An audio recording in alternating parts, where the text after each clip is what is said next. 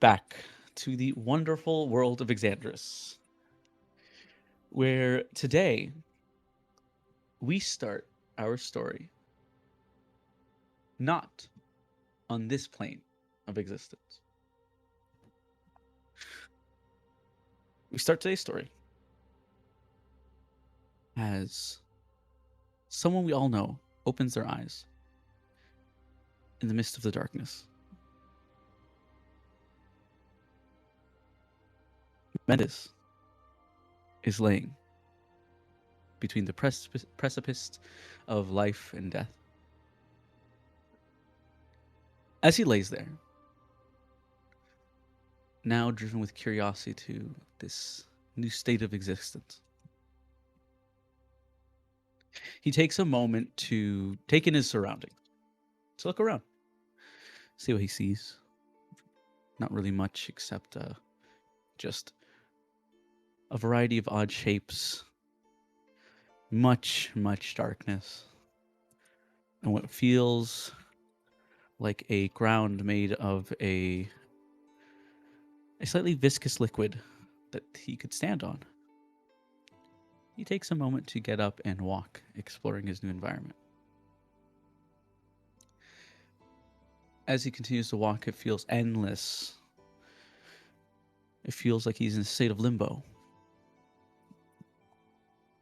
Until he finds a strange man, one adorned with several heads, as they tune their small lute. Well. If it isn't Memphis Star Smitten. Boy, I've been waiting to hear your tune for way too long. Memphis is a little taken aback, appalled that this creature seems to know its name. Well, the pleasure's mine. You already know my name. May I ask for yours? I'm known by a lot of names. Father Time, the Father. Death. Some even call me Fred. It's a weird one, Fred. Don't know why. Do I look like a Fred to you? This takes a minute of this strange entity. No, I'd say a Frederick, but not really a Fred.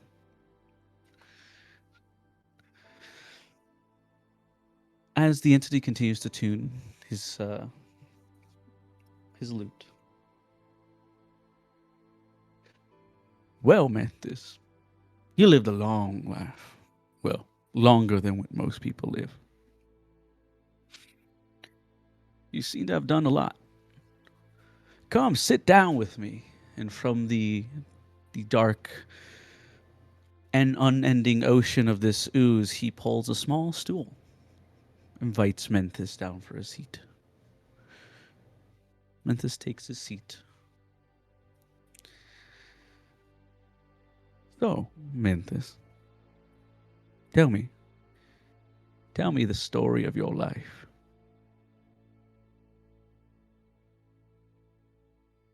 Well, you said your name was Father. Well, Father, my life was truly, lack of better words, uneventful. It was hundreds of years of just isolation. Really too scared to do anything. But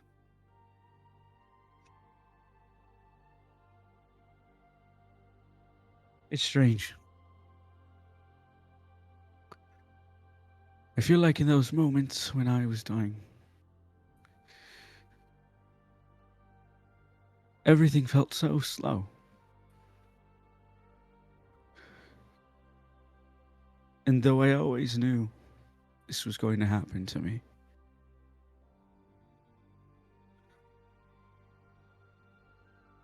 I made my pieces for what was going to happen.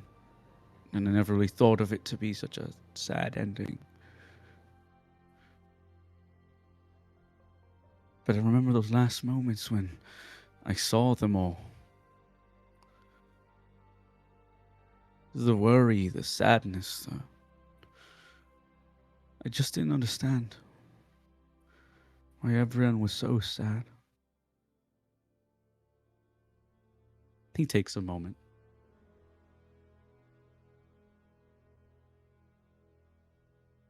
He chuckles to himself. you, you know, everyone always tells you when you die, you see your whole life flash by. But why, when I saw my whole life,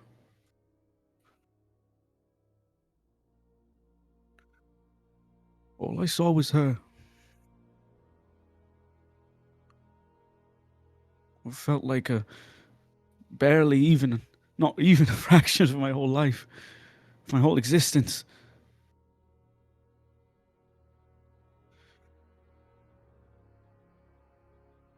Why was it only then I was truly living?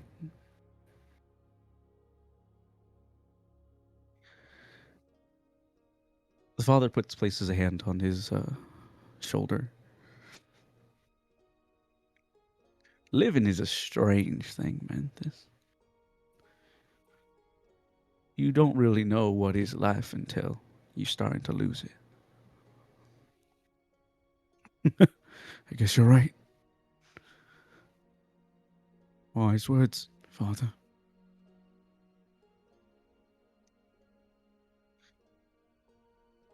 Even now, I do hope she's okay.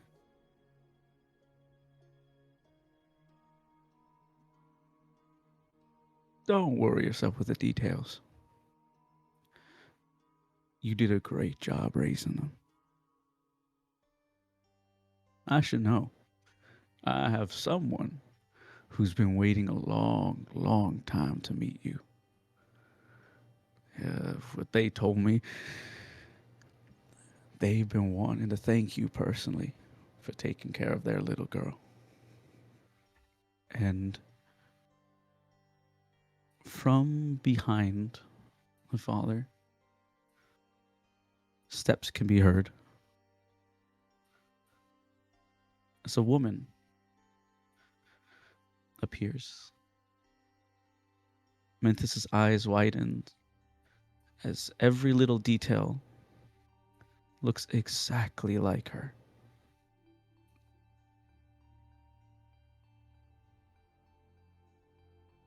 Um, you're Mantis, right? Name's Esther. It's a pleasure to make your acquaintance.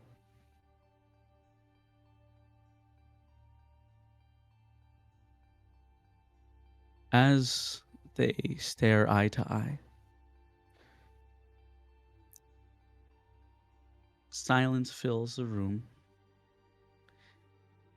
then chatter as they talk and talk. And with that, the scene ends. And we move forward to a strange place, a strange location that we're not too familiar with. Many of you, not if not all of you, have never seen this place before. It is considered the lawless land, a land only known by its locals as the Well. By those with political power, the Free Range Republic. And for a very select few, they know it as the home of Ragnarok Waterfowl, General Waterfowl. It seems that at this current moment, they are polishing a strange barrel of a device never seen before. Nor magic, nor machine, just raw power.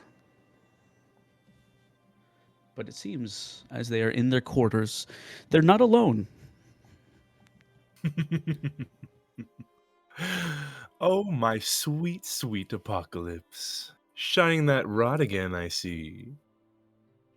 Waterfall lets out a deep sigh. And always popping in on my me time. My dear son, how may I serve? Ah, Apocalypse. Me time, we time, it's really the same. But annoyances don't suit you, my scaly friend. I really just need you to return to the kingdom of Inkston. That is all. They sigh of relief. Waterfall replies. The king is dead, I assume. Cat's out the bag! And a new heir is at our doorstep, honey bun.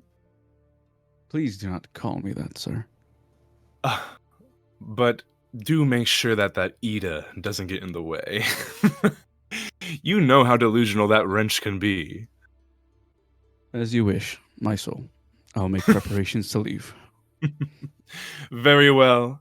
Ta ta, Apocalypse. Bring on an era of destruction. And with that, Waterfall stands. He assembles the strange device once again, placing it in its own special holster as he prepares to leave for Ixton. Let's take a moment to move towards Ixton, actually, where we can see a worried Ajax as his back is pressed against the wall. Ajax, tell me, what are you doing? Real quick question. How much time has passed since last session? Or is it just the next day? It's probably the next day.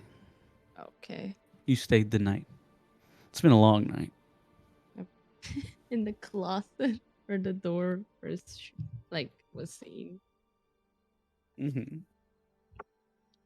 I guess Ajax is just like laying there.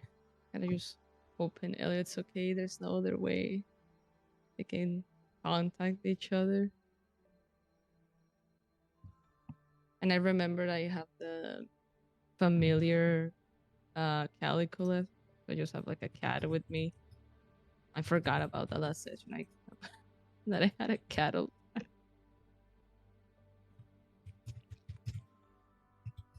He is just kind of waiting there.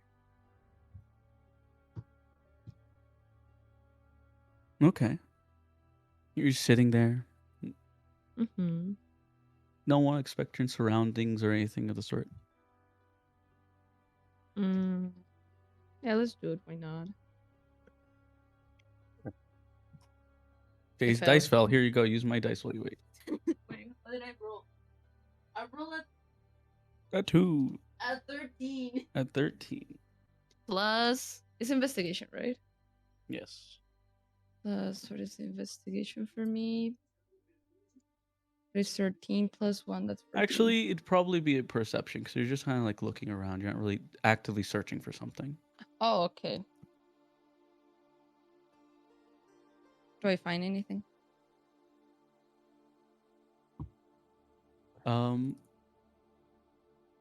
You kind of look around like a little aimlessly. Sleep wasn't very good. Your back aches a little. Eyes are sore, slightly puffed. Seems you were crying earlier. You do see sunlight piercing through the windows of the chambers of the main part of the castle again. A new day has started. I just kind of squint a little and try to move to like an area where the sun is not hitting my face. Okay. As you walk through the castle a bit, just to find a little bit of shade. You find just like the perfect spot. Seems to be a corridor where none of the light hits. Perfect. Right in view with the closet. Okay, perfect. I want to see. I want to sit like in the corridor, but like in the floor, just with the closet like in front of me. Okay. As you do that, nothing is really happening until you hear a voice. So, it's interesting to see another living soul in here. Just gotta get started. Like, sorry, what? As you see next to you is a very large and tall figure of a dragonborn. Sorry, I didn't mean to startle you. You are in the royal palace, though. Do you need assistance? I don't think there's anything you can help me with. Don't be so quick to judge, small heir. What do you call me? Well, from the looks of it, aren't you, Ajax Cyprian? I just kind of want to stand up and just look at him. How do you know that? There are many things that I know, boy. It just so happens one of them is I know who you are. As he crouches down to your level and he lets his hand out. My people call me Rags. Rags Waterfowl. At your service. I think you might be confused. If you're looking for the king, he's not longer here. Oh, trust me, I know. I've already seen the corpse. Or, well, the ashes of said corpse.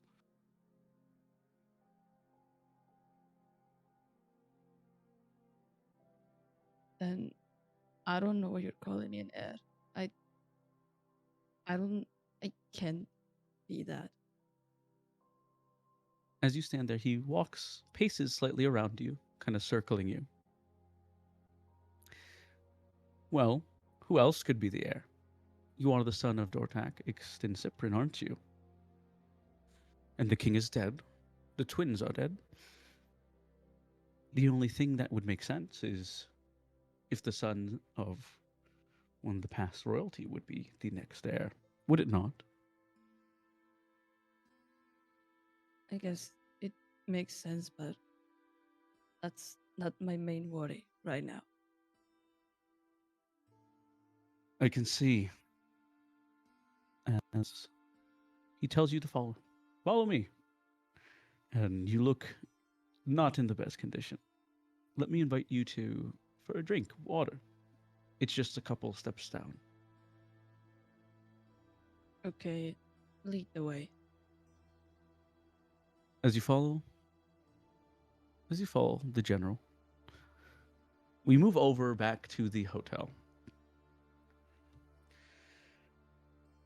where we can find a active Frigir, Ralia, Kit, and Maribel now currently preparing to leave. What are you guys up to? Alright. How are you guys preparing? Oh, I gotta grab my sword. Where's my sword? Anybody see my sword? It's literally right there. It's right there. Right where? Turn Right to the Right side. there. Oh, right. Got it. It glistens beautifully in the sunlight. All right, I'm gonna do a test twist. So just give me a sec. Is that a smart idea? I mean, it do doesn't a launch out; performance it check just sort for of me. flops. Can you do a performance check for me while you do that?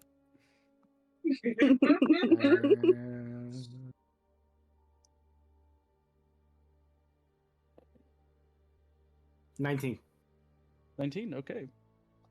So, with much grace, you do pop it out. You see the chain pops out, not making any much of a fuss, and you don't see it really hits anything either. So you haven't cut, chafed, or the ground or the floors or anything. So yeah, you can see the weapon fully functional. Great, All right. very very great condition. All right, sick. It still works. And I'm gonna put the chain back in. Smack it closed. All right. Are you guys ready? Do you guys have all your shit? I want to grab the letter that I wrote for my father, and Oh, of can I course. give it to like the clerk? Do you think I could give it to the clerk? I mean, I'm still going south, so I mean, if you want to take it, but you also don't know where they are, so I'd rather not. I know where you come from. Mm, The region's only so big. It's like a shotgun. Whatever those are. It's constantly moving around though, so I don't think it would be a good idea. I also don't know if Richter would be okay with some random person bringing a letter from As you guys are having Kit. this debate, you can see our wonderful little male dwarf, not dwarf, he was an elf, as they walk in, and you can see them going over to our wonderful clerk, which does anyone remember the name of? Want to see trivia if anyone remembers? Shelby Shelby. Shelby. Sherbert. Good, thank God. Okay, I'm so glad everyone remembered. And they approach Shelby Sherbert. Hey, Shells, got any news for me today? Oh, nah, not a lot happens around these parts. You could ask the guys over there. They're just getting ready to depart. Maybe they got something for you. Thanks, Shells. As the guy takes his little like kind of jogs in place towards you guys. Any mail? I mean, you head to the goblins? yes. I mean, Right. I don't personally go to the Gobwoods, but I bring it to the post office. It's my job. Did I say the wrong thing? I have mail. Yes, I do have mail. Oh, All right. fuck. Who's Hold on. who's the sender? Kit 3 tea leaf. Hit 3 tea leaf. All right. Writing that down. I gotta, Letter. I gotta write a note down real quick. Do you guys have a pen? Here you go. I passed him a pen. All right, sick. Should I do this in person or should I write it in a letter? What are you writing? I gotta tell his wife that he's not coming home. Oh, I have girl. Yeah, he fucking forgot. No, I didn't forget. I mean, it would make, if you want to write a note, if you want to do it in a note, it's really up to you. I mean, I think you might want to do it in person now. I think I should do it in person, especially since I'm going through there anyway. Plus, they might give me safe passage and help me find Richter anyway. Well, you said you wanted to get the letter delivered, so it's fine. Do you really just want to meet my dad or something? I don't know. He's a cool dude. I turn to the mail person and the mailman and say, "Forget it. I'll let him deliver it. Thank you, though." Oh, all right. Well, if you have any news, don't forget to check out the Ixon Postal Mail Service. And he takes a moment and he leaves jogging out the room. Thanks. Here, Freer. All right, cool. Please keep it Oh. safe. I definitely will. I don't read anybody else's shit. It's not my thing. I will say this though. I might need some help convincing your dad that the note's from you. He'll know it's from me. Once he opens it, he'll know. I mean, okay. What's your town like? Because I don't know how are they with non. I turn. Sorry, I turned to Raleigh and just. What did I? Okay, give me a second. It's a very small town. It's filled with just halflings anyways. My dad is if you just ask around for a bakery that's next to a horticulture shop, you'll find it really quickly. A bakery next to a horta house. Culture. Got It yeah. Yeah. A whorehouse? No, Horta? no. Huh? Horticulture. It's What a the plant shop. Oh! Okay. Horta. Just Horna, plants. horn, Just think, horny just think of culture. that. All right, cool. God, why did I? I'll get Okay. it to him, I promise. Sure. Okay. I'm just trying to lighten the mood. I am still very sad. All right. It seems that everyone is in good spirits at the current moment.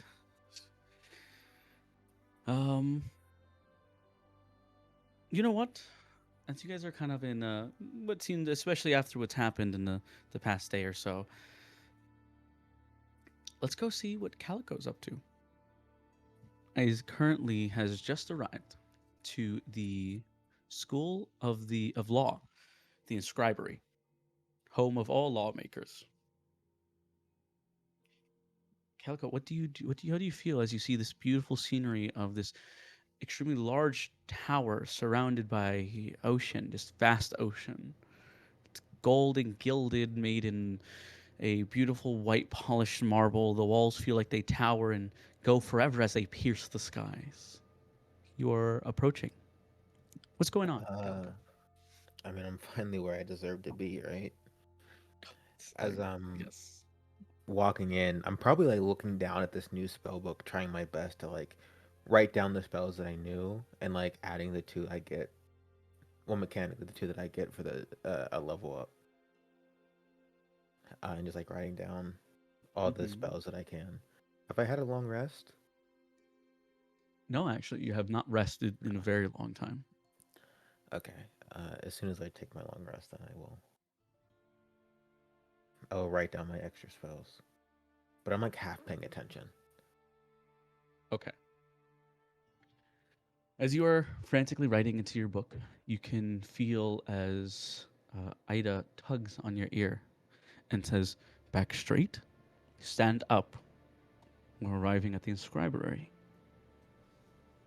Oh, really, Mother? Don't we like own this place at this point? We do not. So you're going to show the people in here respect. Many of them are like me. We make the law. We are not above it. Right. As you arrive at its gates, you are met with three uniquely small creatures: a dwarf, a halfling, and a gnome. Well dressed, in the same robes that your mother carries.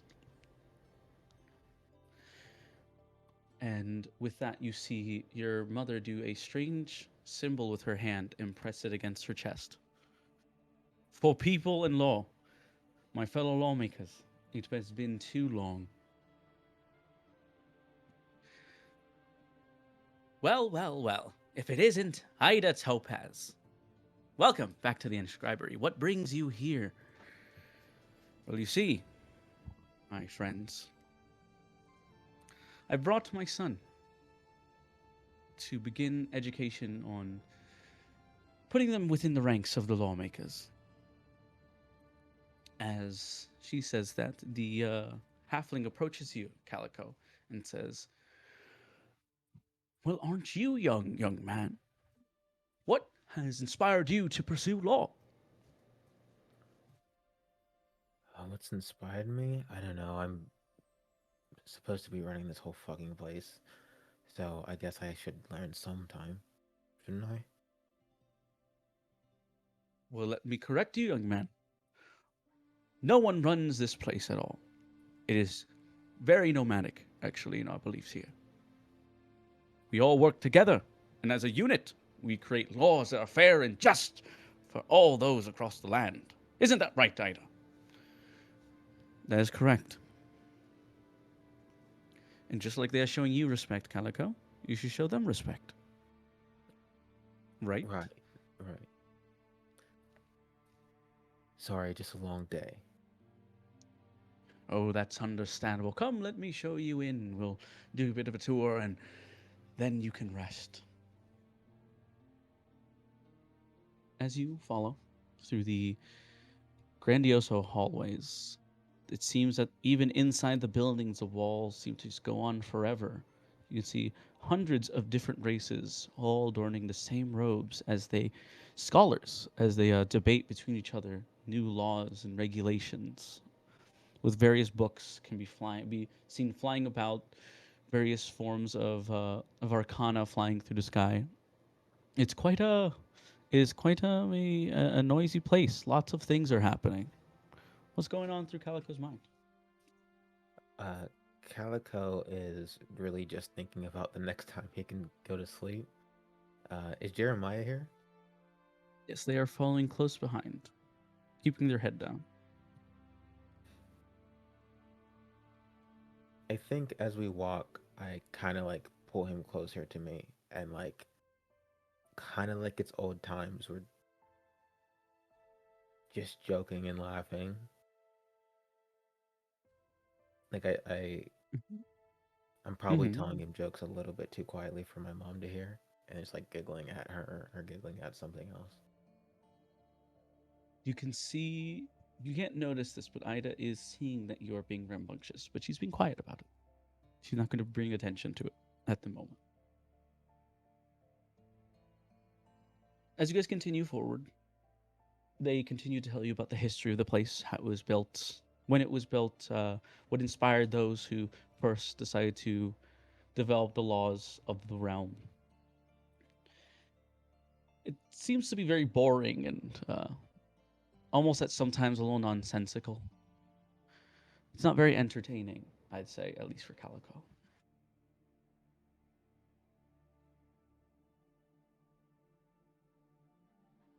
While you're here, is there something you'd like to do?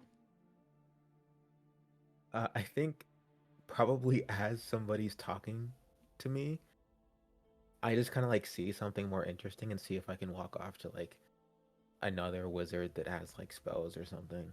Probably an elf. Like I think I'm talking to like a goblin, and I'm like, yeah, right.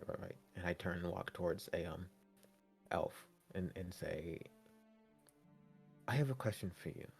I recently lost my spell book. Could you help me maybe write down some spells in mine? The wizard turns to you, and instead of looking down at you, they look up. As Ida is standing behind you. Is that a no on the spell book? And from behind you, Ida takes what seems to be, or what's known to be as an inscriber's polearm, and whips the back of your legs, forcing you to kneel. Calico, you insolent little brat. Did I raise you to be this uneducated, this uncivil? God, this godforsaken goblin is rubbing off on you, isn't he? What gives you the right to ignore not only what I told you before we entered, but ignore the elders straight to their faces?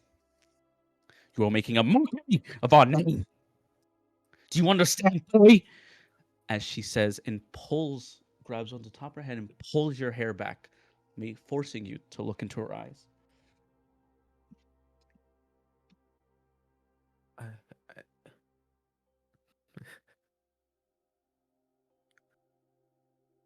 I'm sorry. I too much time outside. I was in the Gobwoods and I forgot. I'm sorry, ma'am. He comes closer and says, I don't want to hear your excuses. I want to see you behave. Do I make myself clear, Calico, Aspen, Topaz? Yes, ma'am.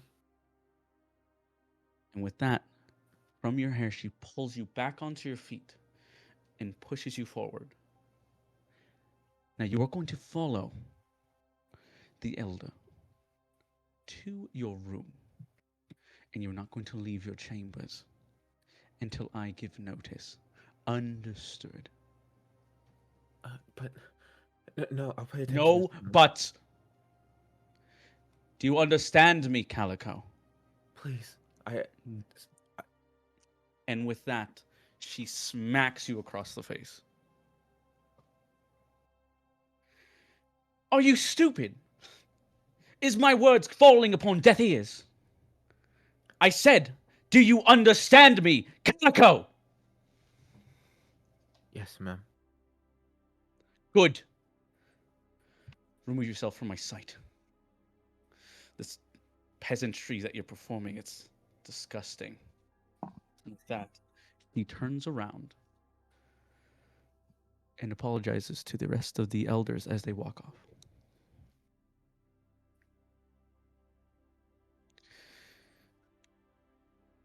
Jeremiah places a hand softly onto your face and says, Calico, are you okay? As I stand up, I kind of push him off me as I walk away to find some quarters. He chases behind you. And with that, we end that scene for now. And we return to our wonderful friends inside of the palace. Ajax, you are sat in what seems to be the kitchen of the palace. It's quite large and extravagant. Many assortments of very peculiar looking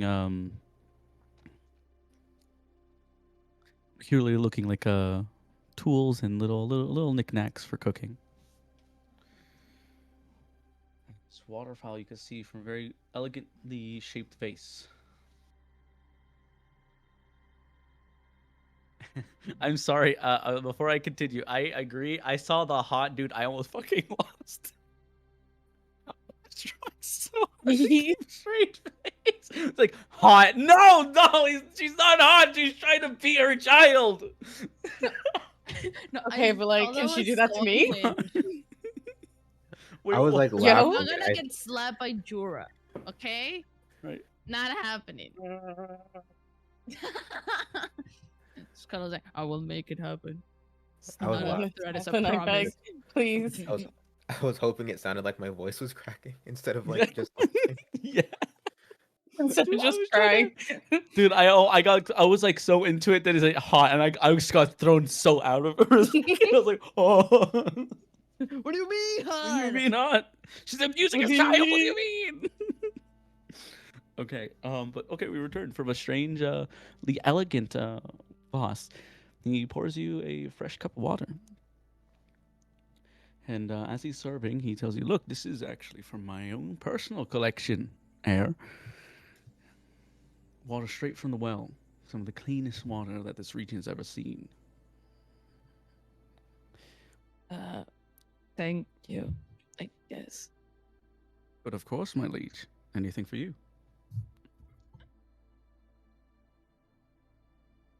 I'll just drink the water, a little uncomfortable. Kind of like, I'm assuming I'm sitting like in a stool or I just got scooch a little bit further from him. Okay. As you drink the water, it is actually quite delightful. You've never had water that felt so brisk and refreshing before. I'm sorry, you said Fiji water. It's that Fiji water, you know? I'm sorry. It's that good shit. It's that Gucci shit, you It's know? the good shit, yeah. Very Gucci water. So, but it is quite refreshing. You don't think you've ever had water this clean, especially being in the Godwoods. There's only limited ways to clean water, or just being in general when you guys were around the lower rings of Ixton. It seems that the quality of water is also not very clean, not very hygienic. So having something so pristine, like crystal and like pristine, is quite daunting. Almost have this experience. Scarlet, get a hold of yourself, woman. The lack of Jura is showing. Yeah. Jesus. I'm so sorry. You're right. The lack of your lady is showing, man. But, Marvel is juraless. The one key debuff. No Jura. no Jura means horny all the time. No Jura means everybody looks like mother. Everyone looks like Oh, mommy, no. mommy. No, the fact that I said Are mommy you my water, mother? I just imagine a puddle that you happen to call mommy. Are you mommy? I'm ready for Spanky. Mother, can I have a different option than the naughty corner? Can it be on your lap, please? I'm sorry. I just wanted to bring that up because it My made bum is me exposed. giggle. Made me giggle. But okay. How are you feeling? What is there anything you'd like to say as you're drinking this water in the presence of this large dragonborn that, as you take a closer look, it's a little alarming as you see part of his face is completely peeled and almost seems to be soldered off. You can see as half his face is filled with a toothy grin that can't be erased.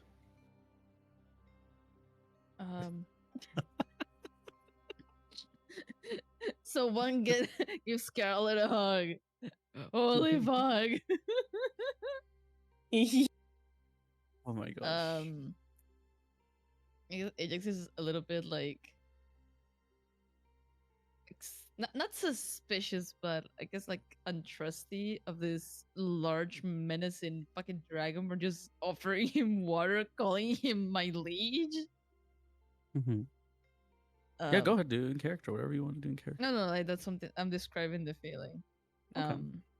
Ajax just like lifts the glass of water aside and just looks at me like, I know you said I'm part of the royal line, but I don't feel ready for that. Well, you see, no one is ready for such responsibility. I understand. It's not to take the mantle now. I think it's just to help prepare you for later. Luckily, you have a wonderful council that can hold the helm till you feel ready. For lack of a better term. I don't think I trust the council. Is that so? Yeah. We can have them replaced immediately, if you wish. I'm still struggling to see what place do you occupy in the council or in this kingdom. Me? You refer to me? Yeah. Well, to many I am known as a general. I manage the offensive maneuvers of the kingdom. I protect it from the outside. What about the people on the inside? Sadly, those are Ida's affairs, not mine. Though I wish I could do more, as I do see that there are people in Ixen who do suffer. It reminds me quite a lot of my home. If you've ever visited, I originate from its capital, the Well. People struggled for a very long time. But ever since I came to a position of power, I've been keeping order there, and people have been able to live decent lives without the threat of thieves and bandits constantly trying to take water from place to place. I'm sorry to hear that. I don't really know a lot about anything outside of the Godwoods, just what I've seen in Ixten. The Godwoods, I've heard many things about it. I heard it's wonderful, lush, and beautiful, but dangerous. Tell me more about this, young prince. I should really get going. I need to check on something. I guess Ajax is a little nervous that this man is just trying like to talk to him while he's like having a panic attack over Elliot. I guess he just wants to. He tries to walk back to the closet to check if the silence is open or anything. Before you leave, he puts a hand on your shoulder, and you don't even notice. It's so quick and swift. All you feel is just like the slight pressure of when it happens. And he tells you at your level, he lowers himself. I apologize, young prince, if this is very overwhelming or if in any moment I made you feel uncomfortable. That was not my intention. I used to be the right hand of the last king, and I did not agree with many things he did. I tried my best to make things better, and seeing you, I hoped that maybe we'd finally have reason in the kingdom. Take as much time as you need, and the only thing I ask is you do not believe in being what people would say a posh aristocrat, do you? I'm not sure what that entails. Do you believe in the formal teachings, I guess you can say, of Ixton, or do you share other teachings? I guess before I give an answer, I'll have to research more about Instant. Like I said, I don't know much more than I've seen so far. Okay, as you wish. I will be within the castle walls. Simply call my name, and I will arrive. You said it within the castle was, your wall spooky. I love you. I'm so I'm sorry. trying to have a serious moment. You're like, your wall spooky. You fucking, goddamn, I can't have not one serious moment with these fuckers. I swear. I'm sorry. But after like I just engage, so kind of like as it like brushes him up, like moves his hand over his shoulder and just walks back to the closet. As you walk away, if you slightly look behind you, you see he's still staring at you as you walk off. That's creepy. But you know what's the best part? As you look back in front of you, just in case, you check behind you one more time. He's gone. Okay. Okay.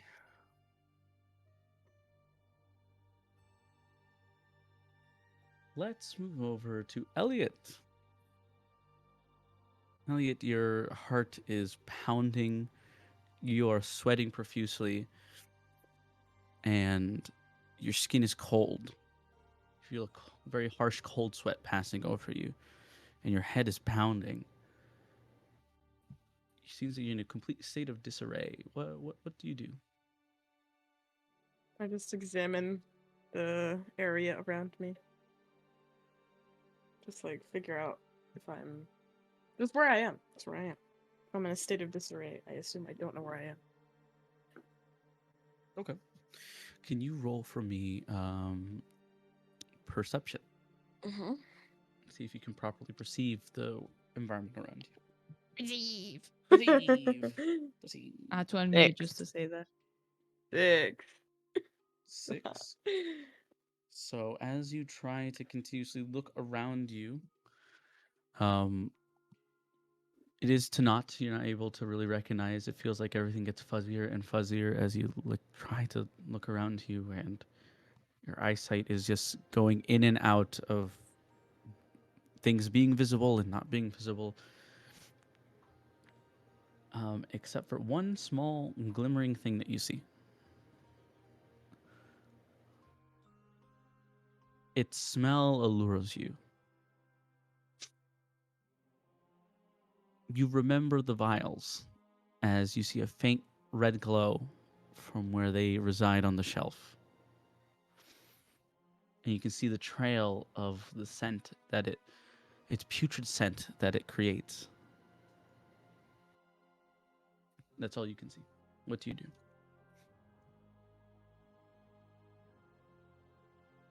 Do I see how many are on the shelf? No, you just see generically just- like a red glowing Just a red area. glow. Okay. Yes. So I'll just go and reach for it.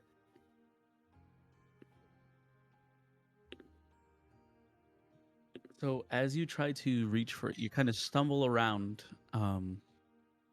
hitting Mentis's desk, actually. Knocking over the small encased golden spoon that you first found. The shatter of the casing startles you.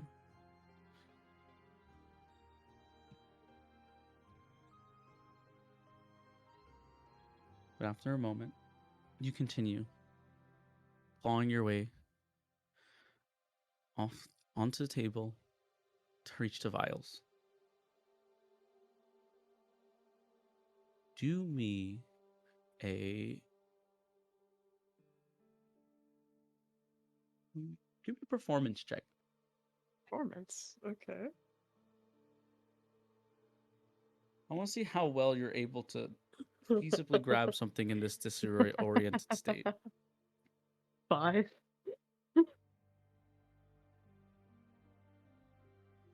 Not being able to neither measure your strength nor the distance between you and the object, you shakily move your hands towards it. And instead of picking up the object, you place your hand around it, shattering it in your hands. Your hand now littered with shards of glass. You take 2 damage. What? That's fucked up. Okay. How fucked? That's fucked up. That's fucked up. That's fucked up.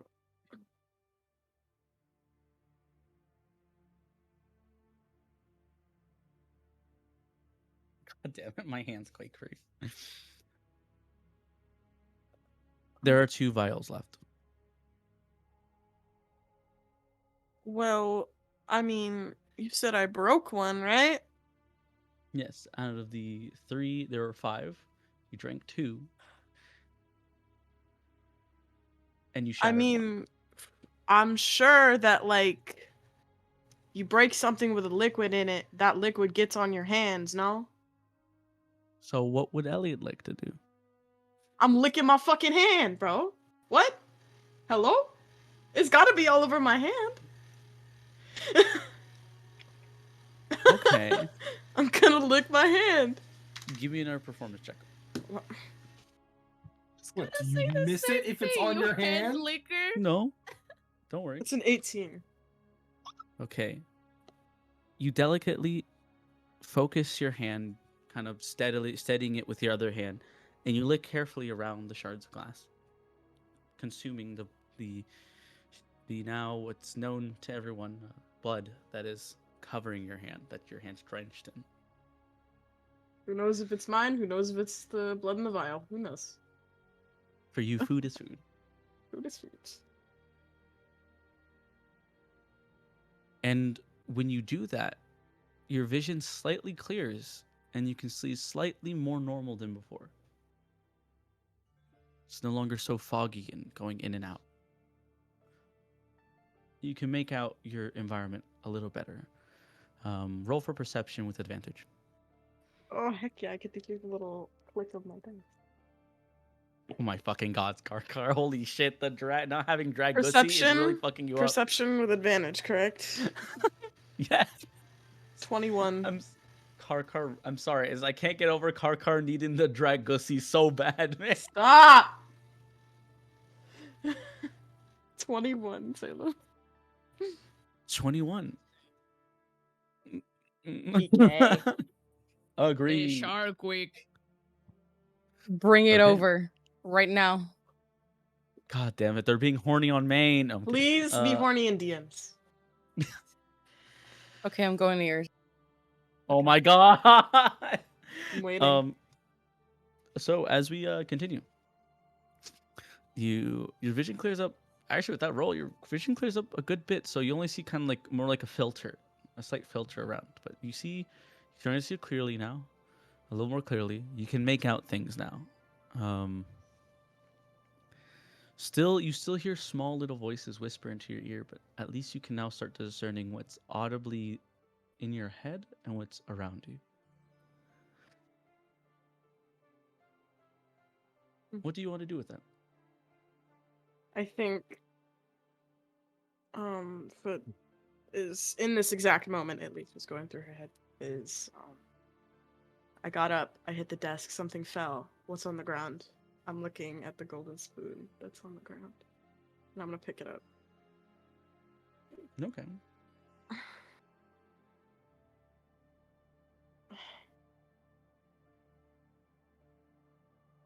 I'm just gonna kind of stare at it for a minute. Okay. As you stare,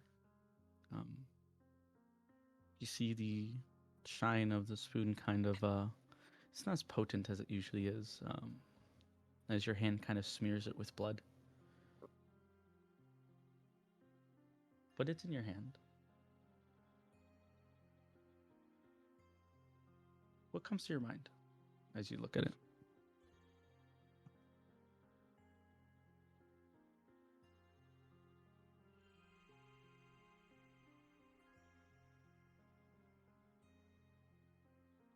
I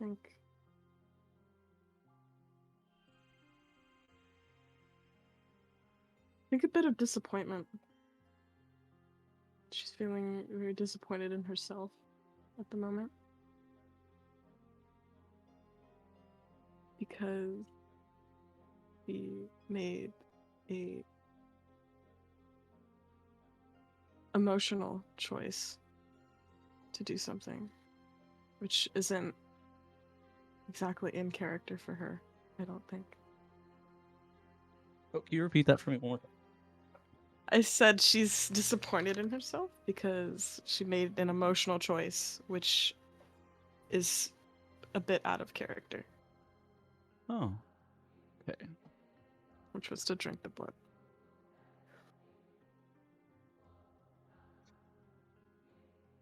But your destiny was set in stone after that.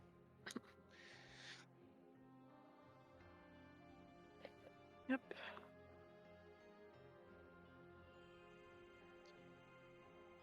It seems as that you've calmed down a little bit. The door that was locked into Mentha's office starts to slowly creep open. I'm gonna hesitantly walk outside of the office. Take another glance around.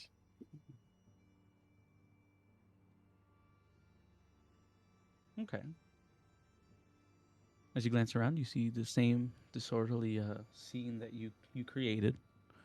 Pages thrown about, but it seems that there's some books that are in a very specific order now that you don't remember them being there like that. I think you could sum it up to your paranoia, but what do you think? What do you do? I'm gonna go over to those books that I don't recognize.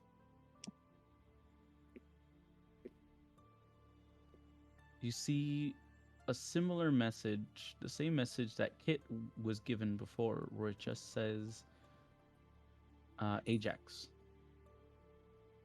But with Ajax. yes, correct. It just says Ajax. I think she also just says Ajax. Ajax. As you kind of start to walk a bit, there are occasionally some mirrors kind of scattered about. You pass by yourself a mirror, and you see a reflection of yourself.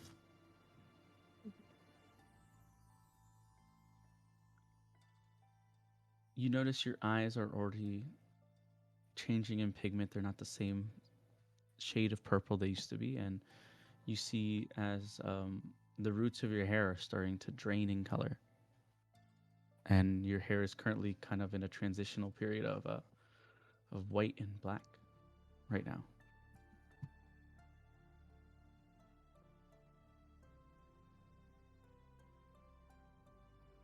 You look at yourself, and though you know it's you, it's not quite you.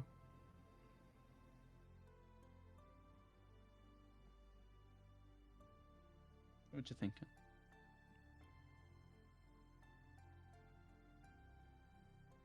I think she just stares at the mirror for like an uncomfortable amount of time.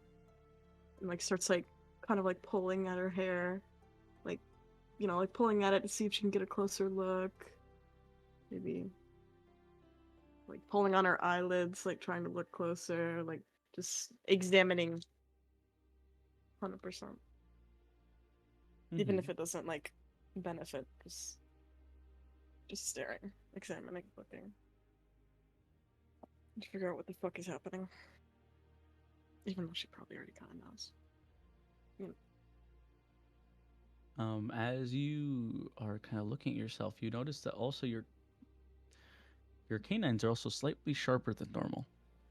You notice that there's more of a point to them because they seem to be jabbing into a little bit into your mouth when you talk.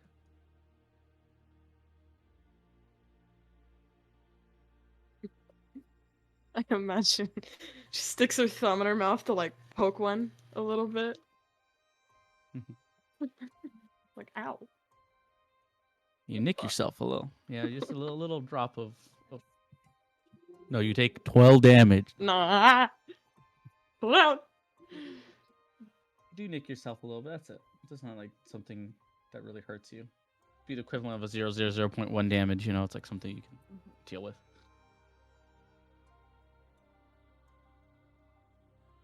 So, you're just gonna sit there and continue observing yourself?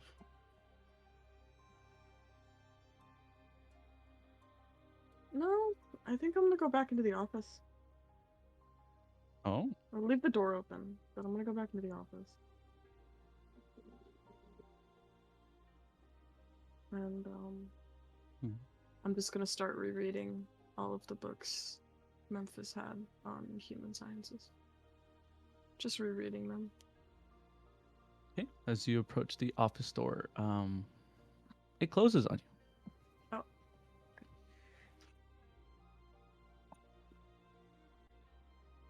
And a book gets hurled at your head. But roll for a dexterity check. Just a regular dex check. Yeah, regular dex check with advantage, actually. Oh, okay. Ooh. Oh, wow, that was painful. 10. That was the highest you got? I rolled a 6 with a +4. And you rolled again? The other one was a 2. So, though you perceive it very quickly, you turn around to look at it, but instead of dodging it, you just watch as the book hits you in the head. Ow, what the hell? I never threw books at me before this. And the book says, sorry. It's okay. You trying to tell me something?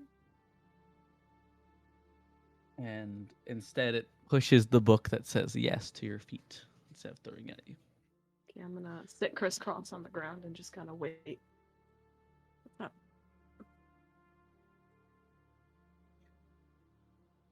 It pushes a book that says that's about psychology, and it opens, kind of forcing it to flip into a page that says, "Do not stay inside your mind."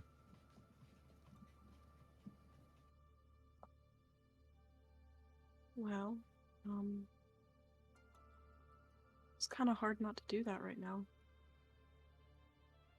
And then it pushes over a book that's titled "Leaving Home Behind."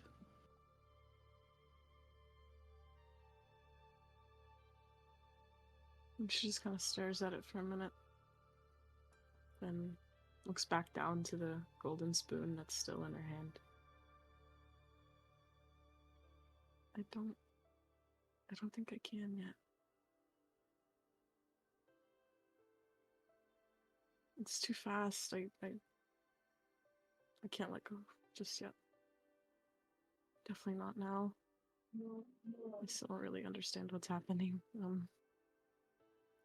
I don't think it's smart to leave. As you're kind of saying that, a couple of like small rocks kind of form around you, making a little circle.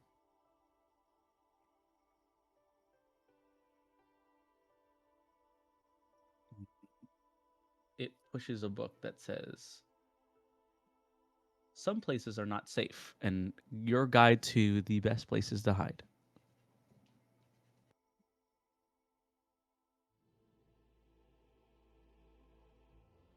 Best places to hide? What do you mean hide?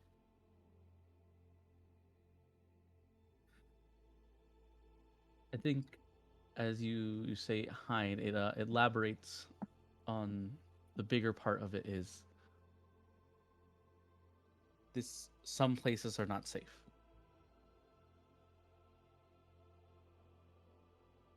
You telling me that I'm not safe here?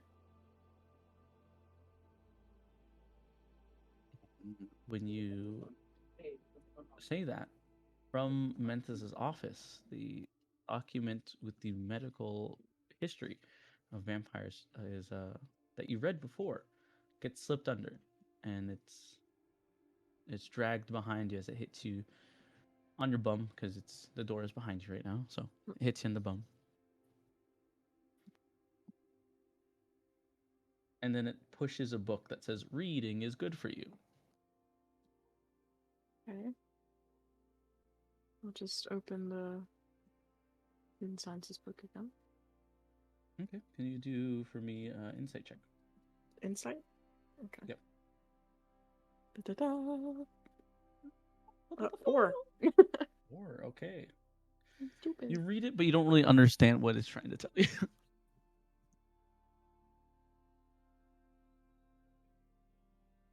Would you like to roll again? Can I? Gotcha. Yeah, I'll let you roll again for as a gotcha, like a gotcha. I'll let you roll again. Nope. If you get 7. that 5-star. Wait, actually, no. I mean, 9.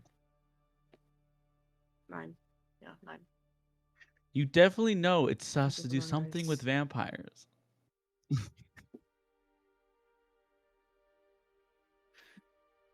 I mean, Maru, it's just a 10. It's just a 10. I rolled a 10 on my dice, but I have a -1 in insight, Salem. I don't know what you want me to do. The dice rolled the game. Okay, you know what? Fuck it. Oh my god, it's actually 8 now. Actually no. You know, let's see where this takes us. Okay. It kind of just prefaces that you should read more. And as you're reading, we'll leave you be to try to figure out the secrets of the silence at the current moment, and we go back to our friends who are now leaving the inn. Let's see what Maribel's up to. Maribel is just going through for the 5th time all of her belongings, patting herself down. Just like, okay, I have my pen, I have my paper. Am I missing literally anything else? Kind of plays with her fingers, make sure that her ring is there. She's like, all right, I think we're good. Okay. Do you think we're good to go? I mean, you did your pocket check. I have my sword, and I have no money, so I don't need anything else. Do you guys have what you need? I didn't really take anything out, so I have pretty much everything. Hey, what about you? Yeah, we're all good. We're all good to go. Where's You ever get Elliot out of that broom closet? And where's Ajax? I think they're still in the castle. Shit. You know, it's gonna look really bad if we go back in there after coming out and the king just so happened to be dead. I mean, we could go back together. We'd be probably safer if we all went together before leaving away. That's a good point. Probably a good idea. All right. As you guys are discussing, you guys can hear loud, like almost like chains as they clack around, and you guys from the front door can just see Ricky walking by, covered head to toe in several pieces of gold and jewelry. They're decked out right now, and they're wearing a crown. Hey, Ricky. Ricky, no, don't question it. Ricky, you having some fun? It seems that Ricky at this current moment is too covered in so much gold that they can't really neither move properly nor talk. All right, Ricky. Ricky, you want me to give you a hand so you can get some words out, bud? It seems the minute you do that, Ricky looks at you and kind of like takes a little like defensive stance.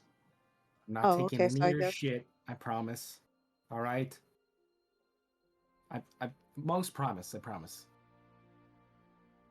And the minute you take any steps closer, Ricky runs in between your legs and books first the south side entrance of Ixton and just runs.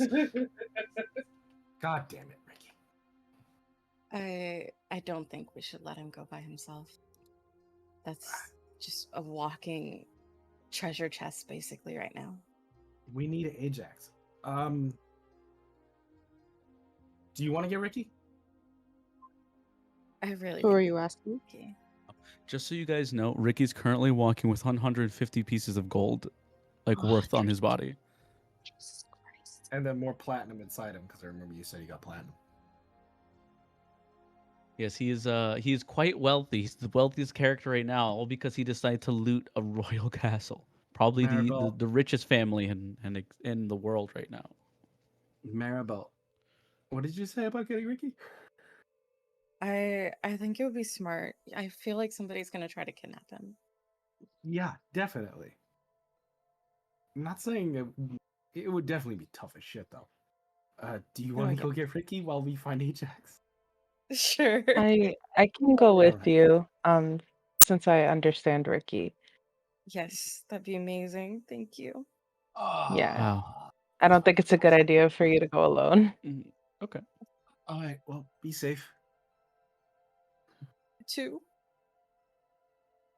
Wow. As Alright. you guys go temporarily your separate ways, I was gonna. Oh, did you guys decide any to meet up or? Should we Oh. just meet back here Meet or back at the in the south front of the gate? castle? Wait, no, you guys are going north. Yeah, let's meet at the let's meet here, since this is a good central location. Okay. Sounds good. Alright, I'll see you guys when we get back. Good luck with, Ricky. Thank you. We need it. We'll see you guys later. Alright, kid. Where are we looking? Okay. Well, So. yeah. Oh, go ahead. No, well, Ajax is back at the castle. We might just should go check the closet again. Sounds like a good idea. Let's go find the elf in the closet.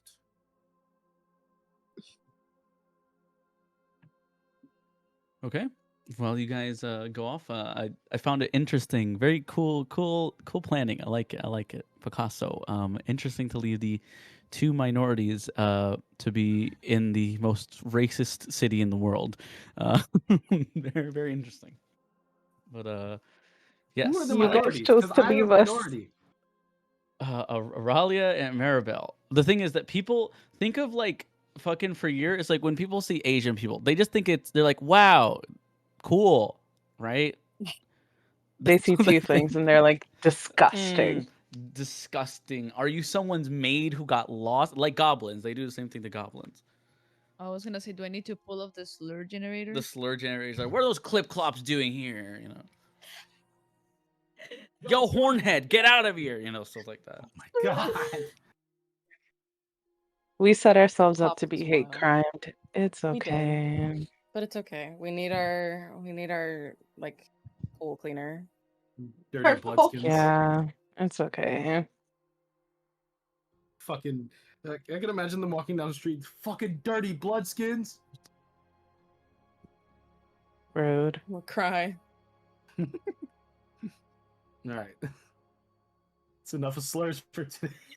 Okay, as you guys leave, as you guys all had your currently your separate ways before you actually go your separate ways, because damn, there's some stuff that's going to happen that's being delayed because everyone there's so much stuff happening. Oh my gosh, I can't wait. I love the direction everything is taking. Okay, as you guys arrive We're gonna follow Friere and Kit as they revive to the castle. Out in the front, at the gate, you see 4 tall men standing at its entrance. Friere, you recognize one of them. Oh, fuck.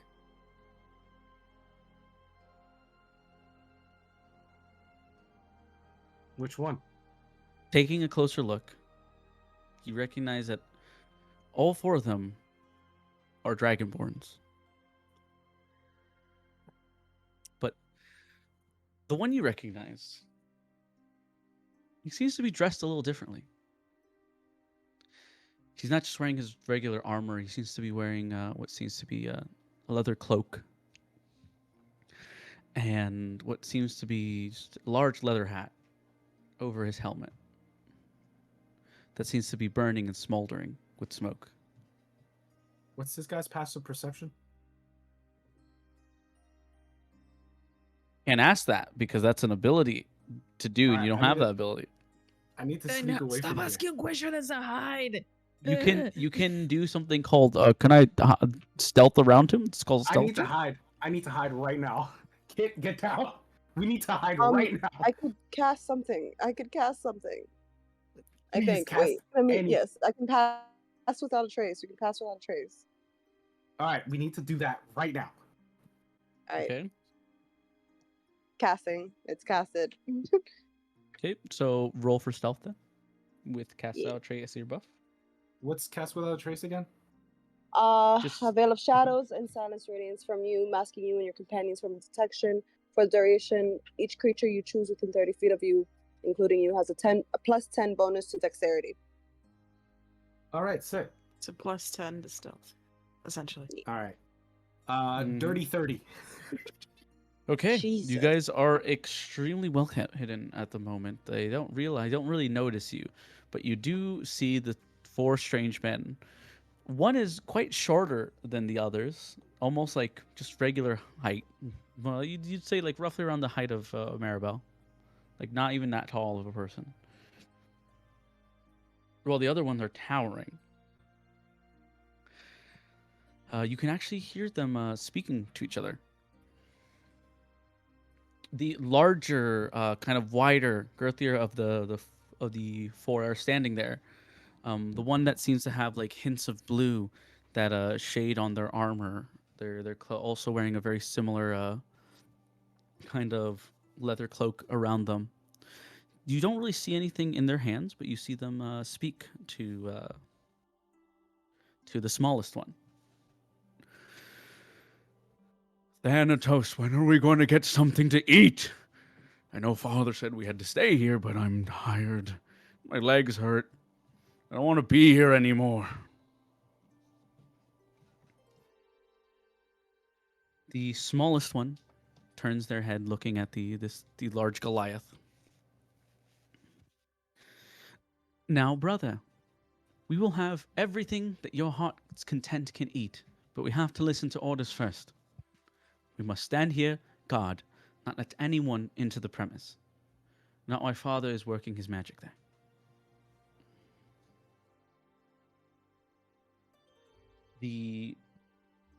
One of the Dragonborns that you recognize, Proto Waterfowl. Fuck, I know it. I want to fight! Why don't I sit here?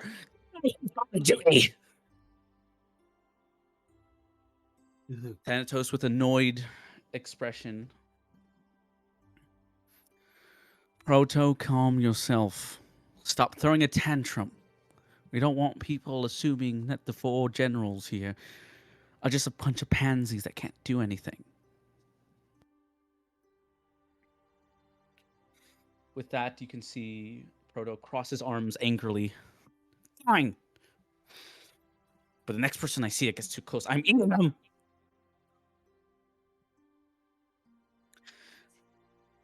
Yes, he's pouting. You can actually see Proto pouting currently.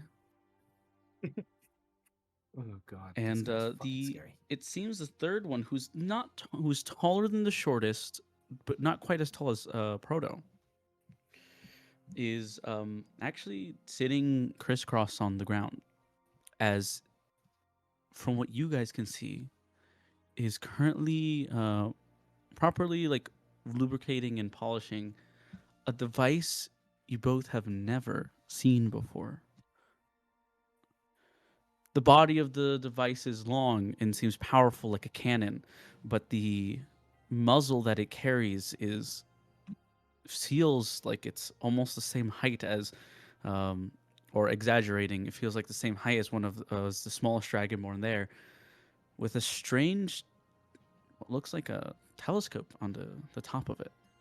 And you see them as they're polishing it, they're fiddling with small screws that are on the top of it. They seem quiet. And you see their head twitch slightly as they look up. And Kit, can you remind me what your stealth check was? Michael got a 30. I got a 26.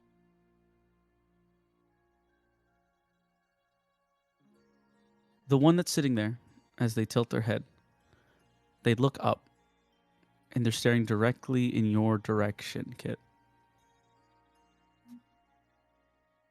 You can't really see their expression very well since it's under a helmet.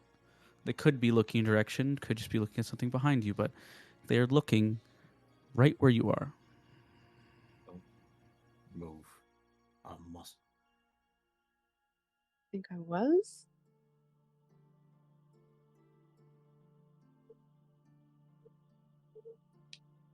And with that, they lower their head once more, taking the rag that's in their right hand and continues to polish. We need to find Ajax now. That's fucking Proto. I recognize. Do you think there's another entrance in? There has to be. There's no way a castle with a paranoid king doesn't have more than one entrance. But it's probably worded.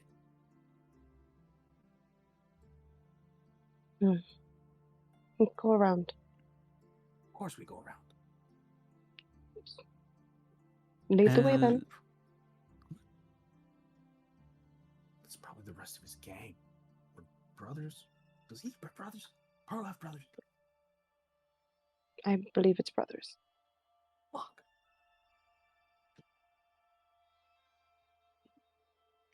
We need to go Just give around me now. one moment here.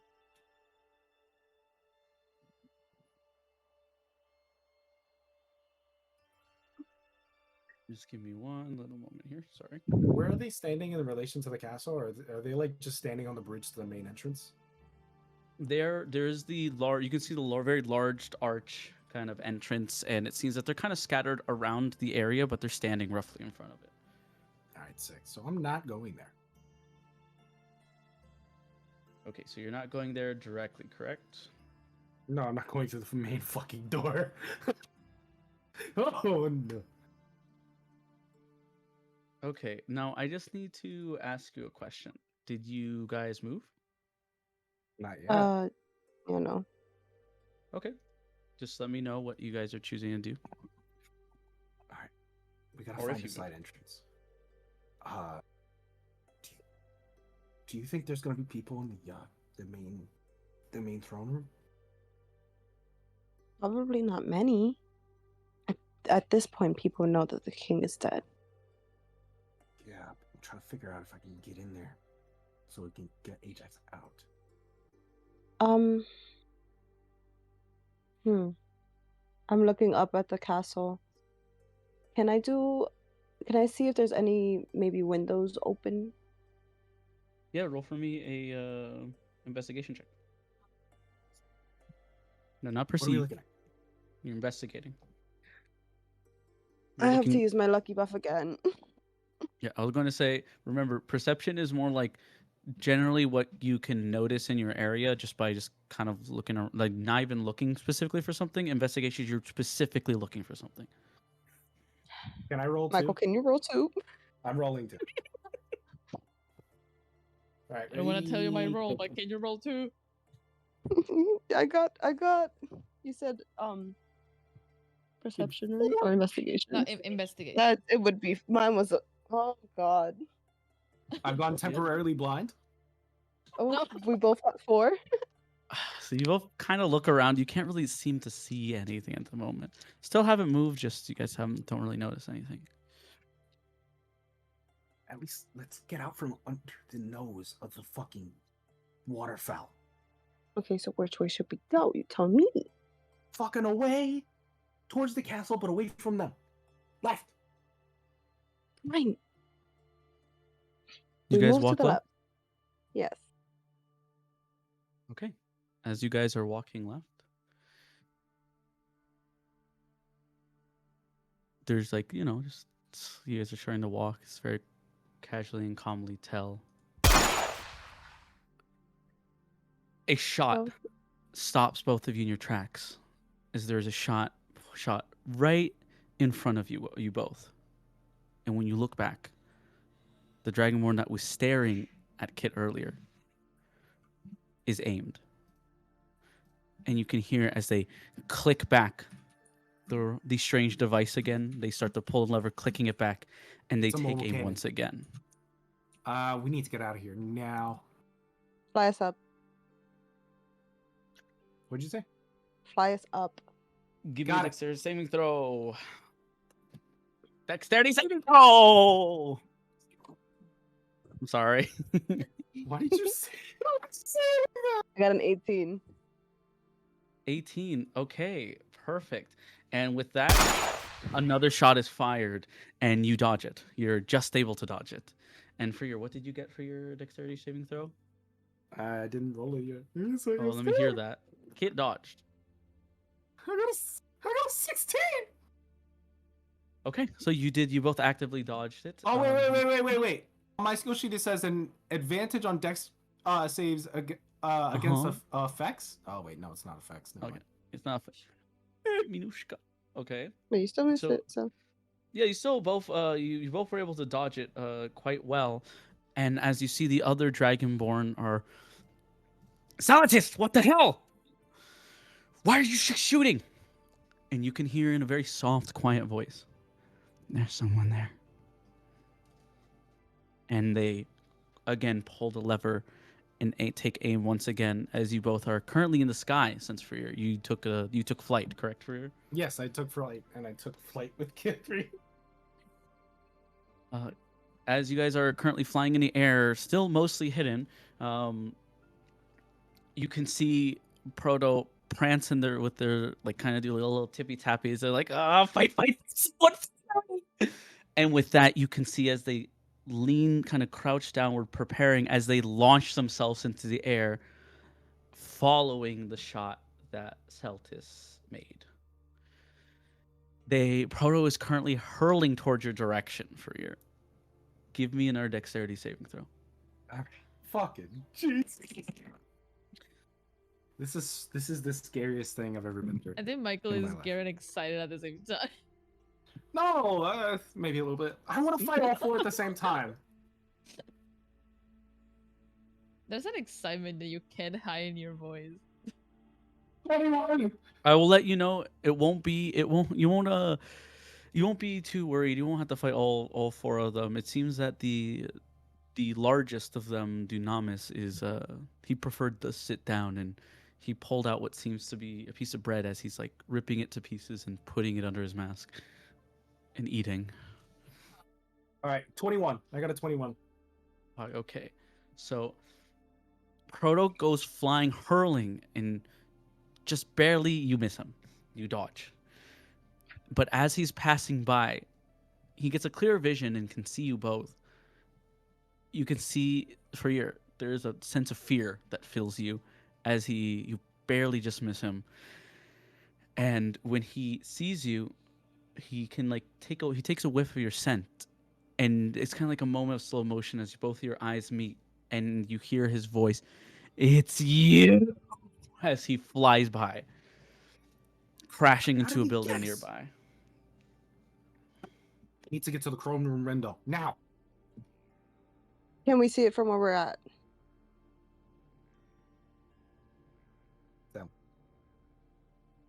That's a question for you, Sale. Hold on. Go ahead. Ask me again. We're hurtling towards the throne room, the broken room window. God, I can't speak. Let's see. Yes, you can actually see the one that Ida shattered. All right, get in there fast. We're flying directly through the window. Okay. As you guys make your way in a daring escape, it seems that what was it called? Only Celtis and Proto were eager to fight you right there. Thanatos, the smallest, takes a couple of steps and stares into the castle as you guys go in.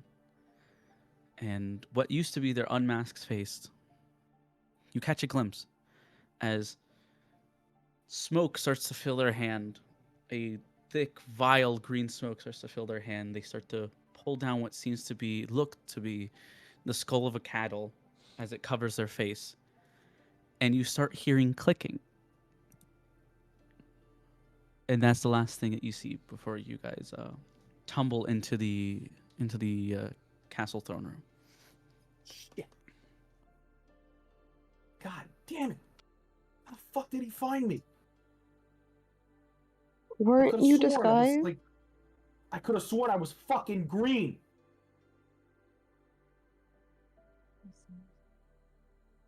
They now know that you're inside there. We have to find Ajax and fast. God damn it, we do. Let's get down there. All right, we're gonna make our way to the hallway, the broom closet was. Stealthily. With stealth. Stealthily, in stealth, full stealth, with the thing still active, I imagine. Mm-hmm. I'd say after that, it's not active. Can we reactivate it? Yeah. I'd take another spell slot, but it's not a problem. We need to get the fuck down I have there. more than one. All right. We're gonna reactivate it, and then go to the broom closet, and hope I don't piss my pants.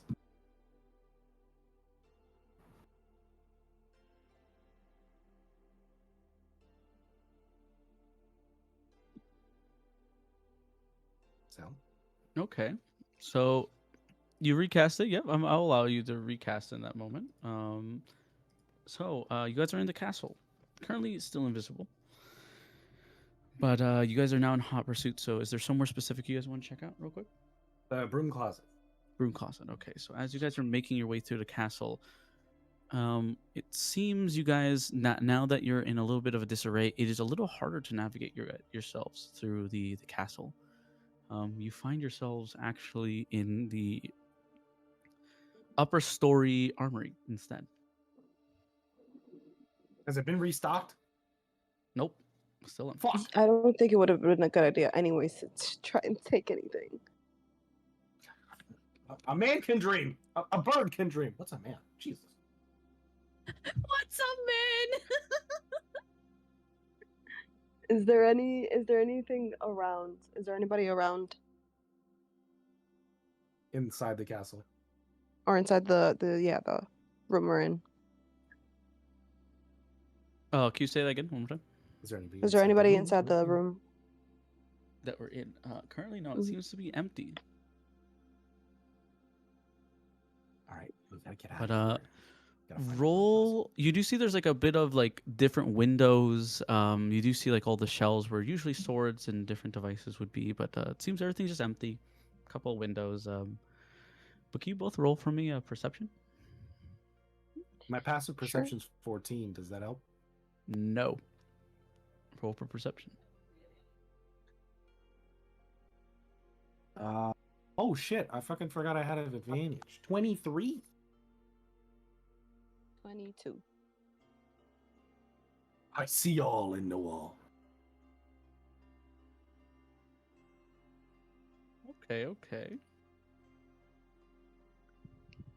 Hold on.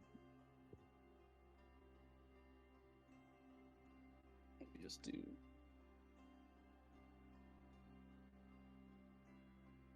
So as you are progressing,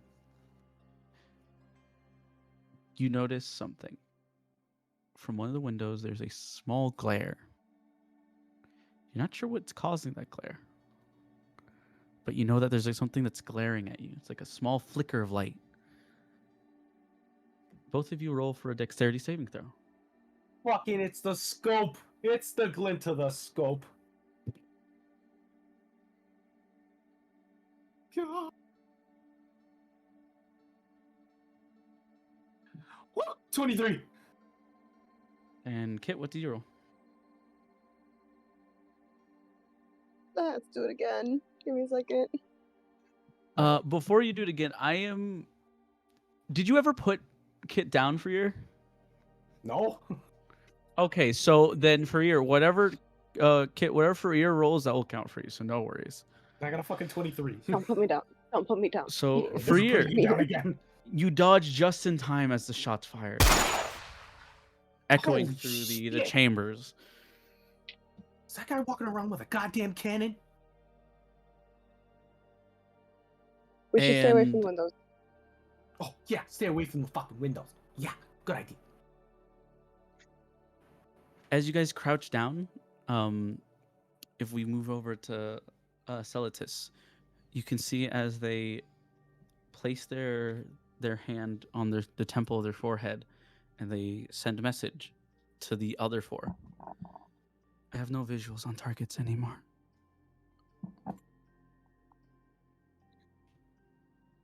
And as you guys are crouching down, kind of moving around, you guys hear the clicking. We need to find Elliot and Ajax and go into the silence. We need to bail out. Don't know if it's that easy to get into the silence, but it might be I easier know to it's not find easy Ajax. to get to the silence. As you guys are kind of in a pickle, move over to Ajax, where you've heard the several shots being fired. You're unsure what that is. I used to imagine that before Ajax heard those shots, he was like banging his head against the door, like, please let me in. Please. Oh my god, Please, I love that. Please.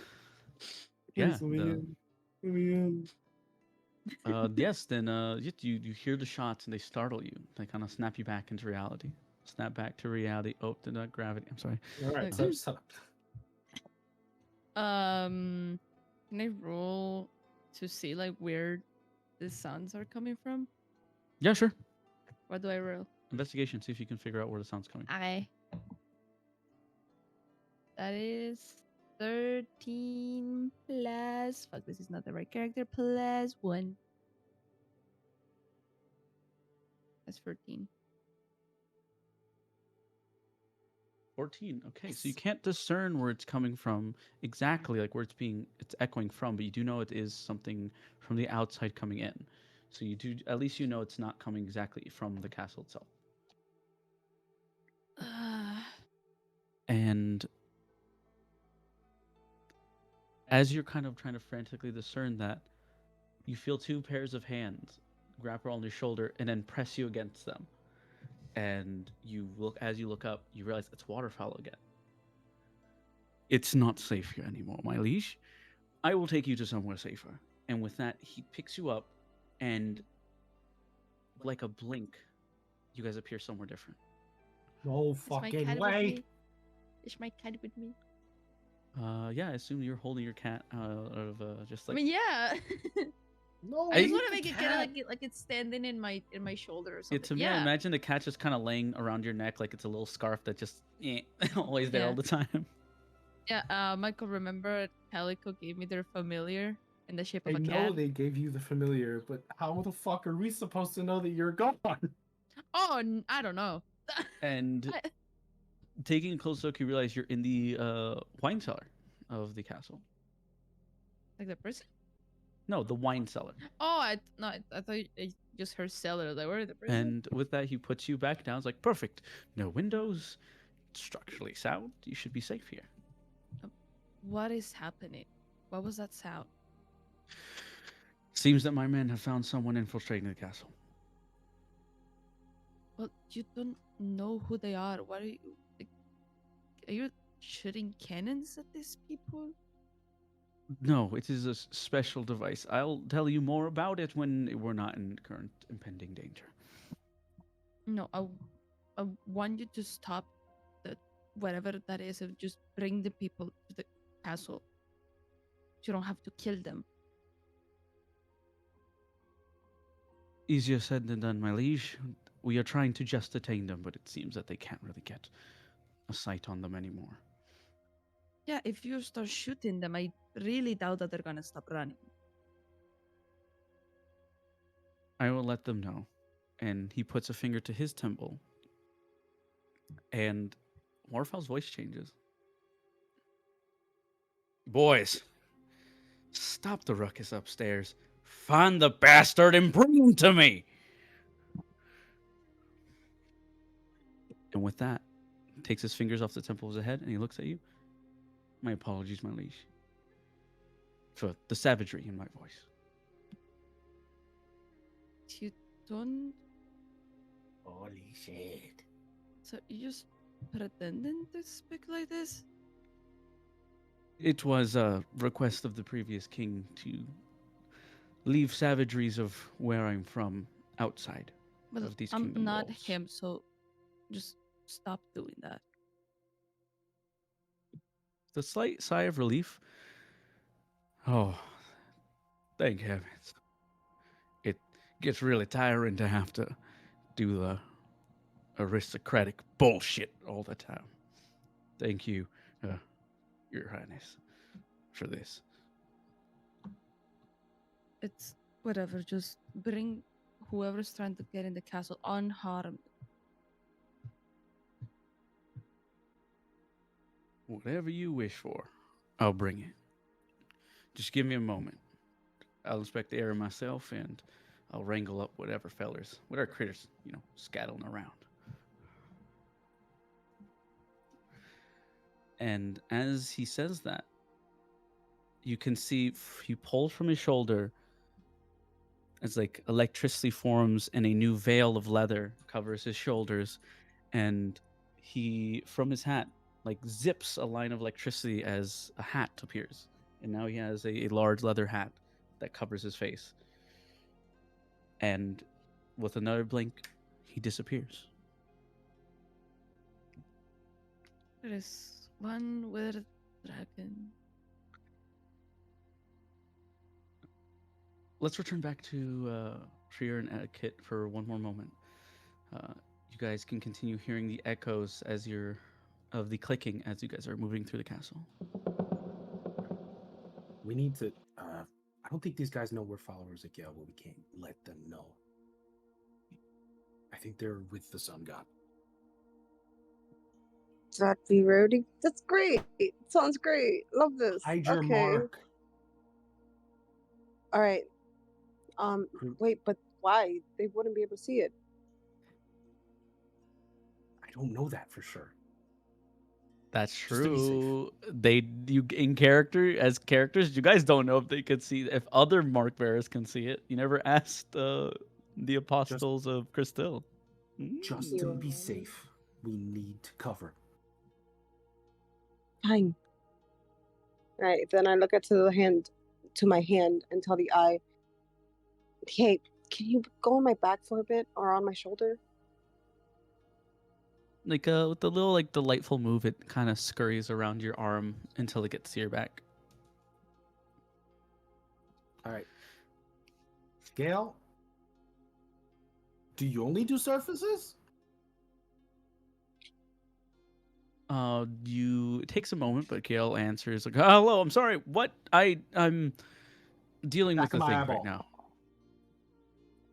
What? Back of my eyeball. And as it moves back behind your eyeball, he can see the inside of your eye socket. And it moves there. Sorry. Better safe than sorry. No, just imagine you had a tattoo in the inside of your eye socket. Ew. Sounds uncomfortable, but it doesn't hurt because it's not an actual tattoo. It's a little spiritual one. Also, Gale, just to let you know, the waterfowls are back in town. waterfowls. God damn. You Not need the to get good ones yourselves. either. You need to get yourself out of there as soon as possible. Yeah. You think I don't know that? Proto just smelled me. Then hightail out of there because those cowboys will find you. We need to get Ajax first. And Elliot. They're still in the silence. Shit. Okay, then move quietly, move quickly, and whatever you do, don't go towards the clicking. Wait, Gale. Can you see where Ajax is? Yeah, yes, of course I can. Of course, I'm a god. Of course I can. Give me just 1 second. And you, Ajax, you hear like a little radio buzz as you start hearing Gale's voice. Hello, hello. Hello? Hello? Yeah. Actually, hold up. Can we No, just do I like a have that connecting anymore? No, I phone don't have call it. thing? I hope you don't. Can we do this like a connecting phone call thing? That would be great. A connective. Hello. Do you hear me? Yes, I hear you, Gallius. What No. happened? Perfect. Where are you? I'm at a place filled with wine bottles. Wine barrels. Okay. Sounds like it's the cellar. Give me 1 second. Goes right back. You can hear a little. Hold on. I think that's the one I was using. There we go. We go back to where Freer is. And Freer, you can hear Gale now trying to inform you. It seems they are in the cellar of the castle.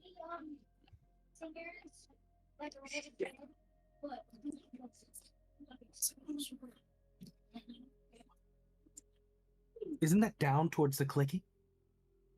Is it? Can we roll to Listen see if it's Can we down towards do the clicky? perception check? Yes. Yeah. Yes, do it. Go for it. Smart big brains over here. Here, where's my dice? 14.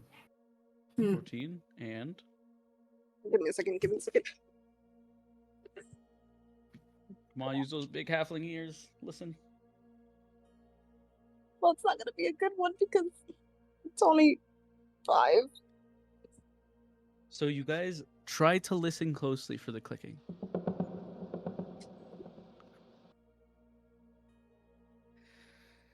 You guys are so focused on trying to hear the clicking, you don't realize the room is slowly filling with a green gas.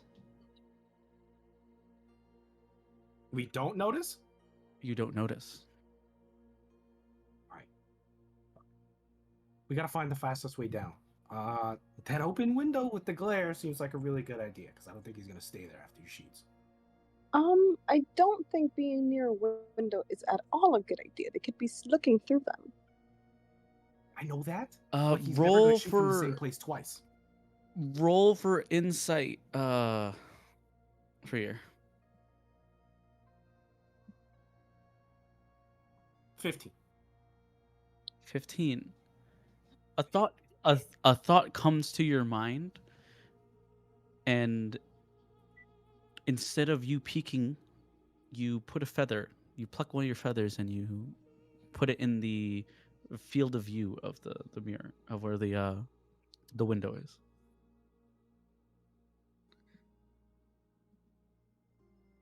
Would you like to do that? Yes. Come on, in character. Give me the in character. Alright, I'm gonna do something real dumb. We're gonna see how this works. I'm gonna pluck a feather off my head, and I'm gonna stick it out of the window. Just like at the edge of the window. So it looks like it's my back or something. Like I didn't brush my hair or feathers. You seem like you're gonna probably prove me right, but go right ahead. Alright, fine, whatever. And I'm gonna stick my hand close to the window so that the feather peeks out. Maybe give it a little twirl. Okay. As you do that, the minute the tip of the feather starts to peek up, Fuck! it gets blown. Who'd you sell? Hush. Right? We gotta have to get get out out of of this room. I don't think Obviously, out it's of a the good room. idea. Stay away from the windows. And let's get out of here. And we're gonna sneak out of the room stealthily. Are you still holding me? Yes, I'm still holding. I'm carrying you under my arm.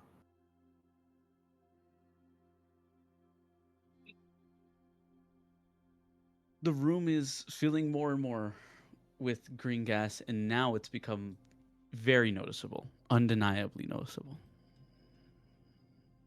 I'm gonna give my wings a strong flap. Try and clear the room. Okay, give me. No, that's so smart. I'm just gonna let you do that. Fuck, that's really smart. Yeah, with a strong flap, you push a lot of the gas away, so the room is a little clearer. All right, we're gonna make our way. We're gonna sneak towards the door. How many windows are in this room? Investigate.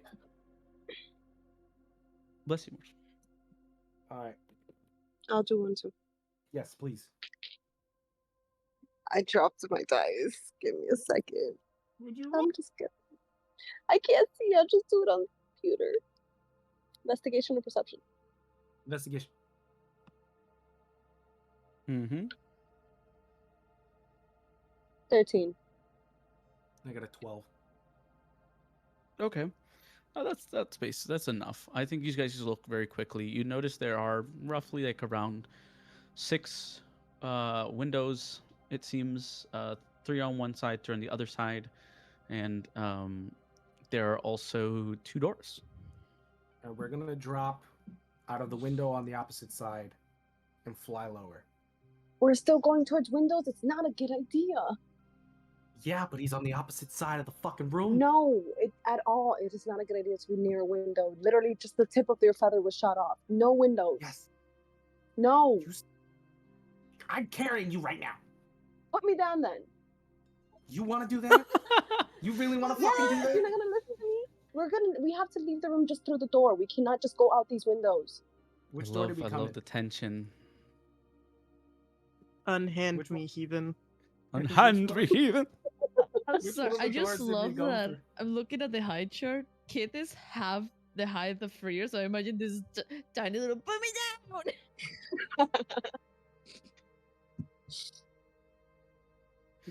down. Better make a decision quick because the clicking is getting louder. All right. Yale said stay away Door. from the clicking. The fastest way to get away from both of them, is to jump out of the opposite window. Oh, I As pointed you the doors like guys Oh. are in the midst of squabbling, from one of the windows from where you see the gas is leaking in, Proto smashes through. And you see him as he kind of does a little tippy tappy, he's saying,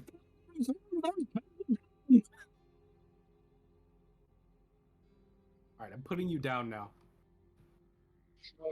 No. Oh, you okay. Gale, I need you to help me out here. Wait, Get Kid outta here. wait. Wait. Why do we always have to resort to fighting? Because I know. I'm not letting you you get guys hurt are again. in Gale, quite get Kid the outta here. dire situation as the room fills in with more gas. There is Proto sits in front of you. There is now a clear line of sight from you to Celatus. When suddenly a snap is heard, and from that snap, you hear a voice. Boys, stand down. And in frustration, you see Proto kind of fall to the ground and cross his legs. And the glare that you once saw coming from the little shining glare disappears. And from the other door walks in General Waterfowl. Now, Thanatos, get out from that godforsaken smoke. And you, Proto, do you really make such a mess just to catch these two little greenhorns? Sorry, General. The clicking stops as the smaller dragonborn appears from the mist, the haze, and kneels as well. Forgive me, Father. I tried my best to keep everyone in line, but it seems Celtis saw them as a threat, and we went for a pursuit. Well, Waterfowl begins. Understandable. But you see, new mono in charge said bring him alive. Don't fuck him up. Understood? Yes. Father. And with that, Waterfowl takes you both by the hand, but very gently, actually. Oh, this is new for. This is new. And he looks at both of you and realizes this one's a halfling. And little miss, may I know your name? Forgive me for my rambunctious boys. It's Kit. Well, Kit, what a lovely name. Mind following me? I need to lead you to the new boss in charge. It seems that they wanted to see you in person. All right. Where? What? How can we trust you? How do we know you're not gonna just kill us? Oh, trust me, sweetie pie. If I wanted to, and with the largest, sinister, unsettling grin he gives you, I would have done it already. I just kind of give him a look of disgust. But please, just follow me. I wouldn't like to hurt a little lady.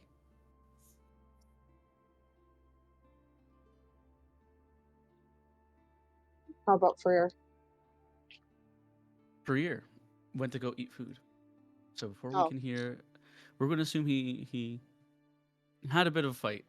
So he's definitely now tied up because he cannot resist what I'm saying. He's now tied up, being dragged, tied up, as the general guides you very delicately towards the cellar, where you guys meet up with Ajax. And before anything can be said, I will see you all at 7 exactly as we take our first break. Awesome. All right, I'm good.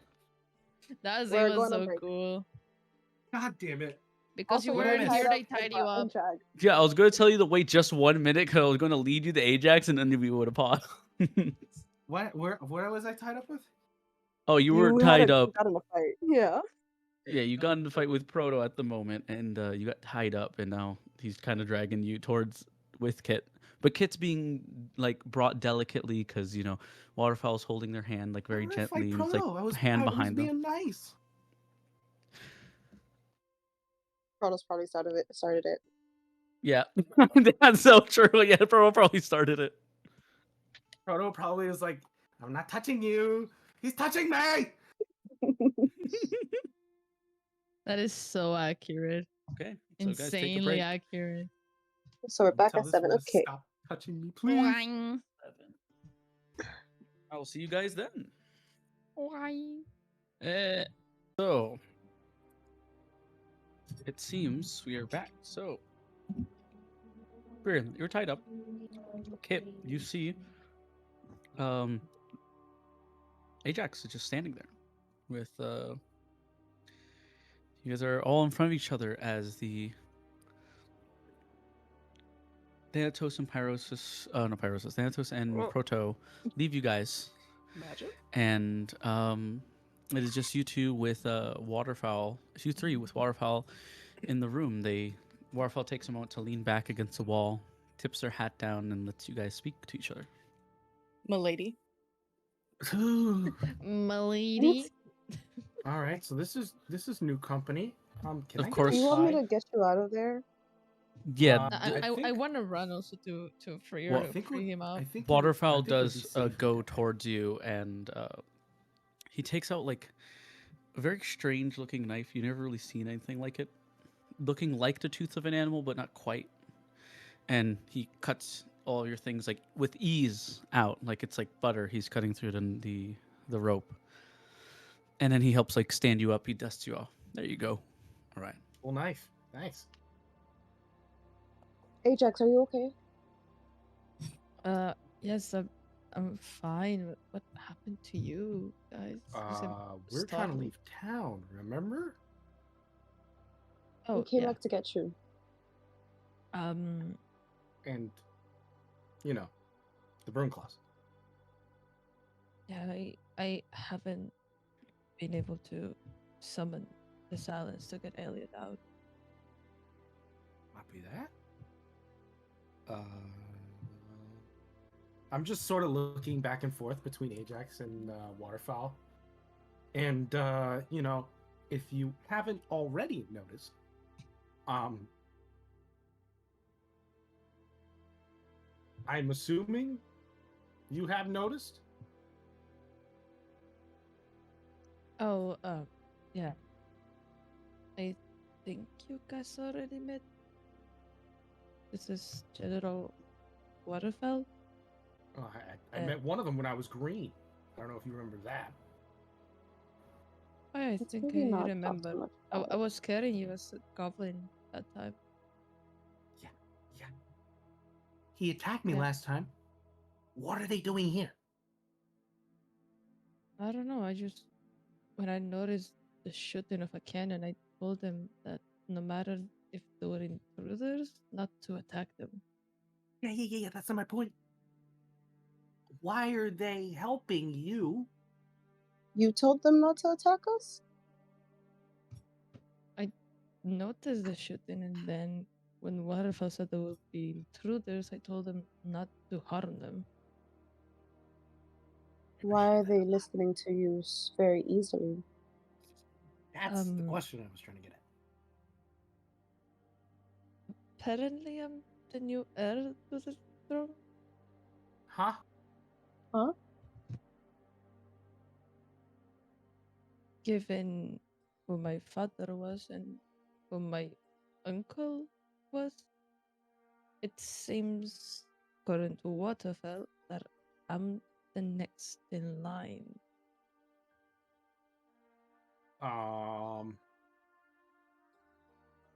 You see, Can I turn to Waterfall the nod. general? Yeah, go for it. You notice him nod. As you can What see, about Ida? Ida should not be a problem. Is that Okay. something? Okay. How again, like I asked earlier, how are we supposed to trust you considering you were the general of the, crazy king beforehand? He crouches down to your level. To put it very simply, I don't follow the guy who wears the crown. My allegiance is to the crown. If he dies, well, he brought it to himself. And at least from what I can see, the prince here has a sensible head on his shoulders. Can I see your back? Oh, You mean like the back of Your back. like my backpack? Yeah. Your back. Oh, okay. He takes off his robes and unclips his the chest plate on the back, and as it falls, you see just has a regular black, quite scarred, but it's very well defined. Cool. But that's about it. All right. So that's less immediate than I thought. And with that, he clips the armor, the torso back together, and he dons again the leather coating that he had. Strange request, but I'll trust it. If the king, Trust me, I'm only being or if, careful. pardon me, if the prince says so.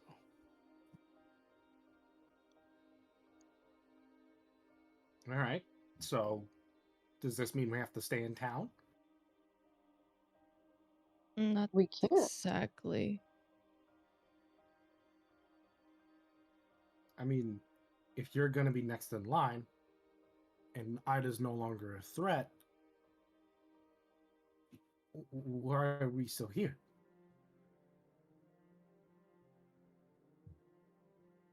I can answer that question for you, my liege.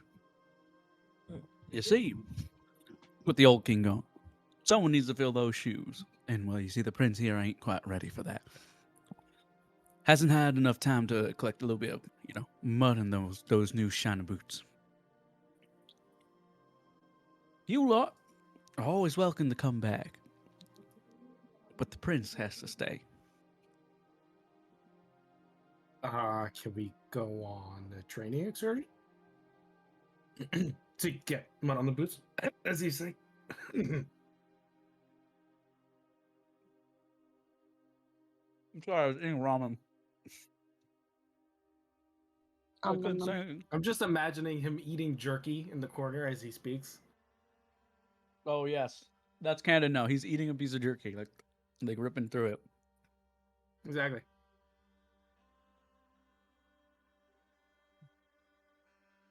I will tell you something. Ixton is a little strange. We don't really have a army, per se.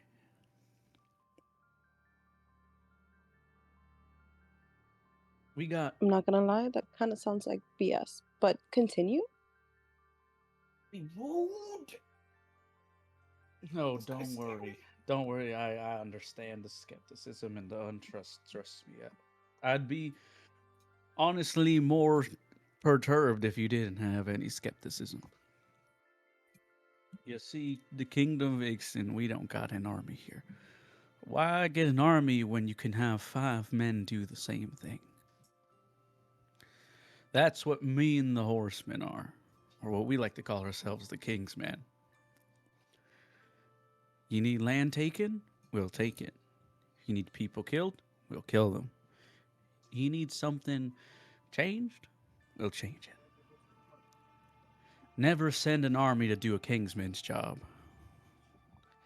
So unless you want to be a kingsman, sorry, son, but I don't do training for free. Well, I'm not asking you to train us. We were going on a training trip to Oshido. Oh, you come from Oshido? Yeah. I got a good friend over there in Oshido. You might know him from the small fishing town out there. He's a chieftain. What does he look like? Does he have to be like 7 foot tall and big and burly? Tall, big, burly. Yeah, he's one built man. I'll say that. Did he get punched in the knee recently? Not that I know of. He's been the chieftain of that town for as long as I can remember. Leader of the fishermen. That's right. Oh, that There's sucks. nothing that man can't catch, let's be honest. Yeah, I know. I know there's nothing he can't catch.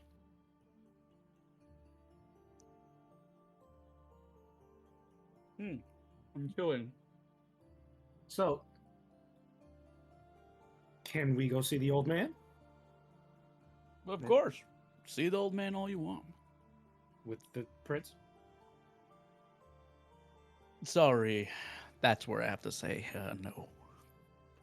What if one of you guys come with us? Come with us?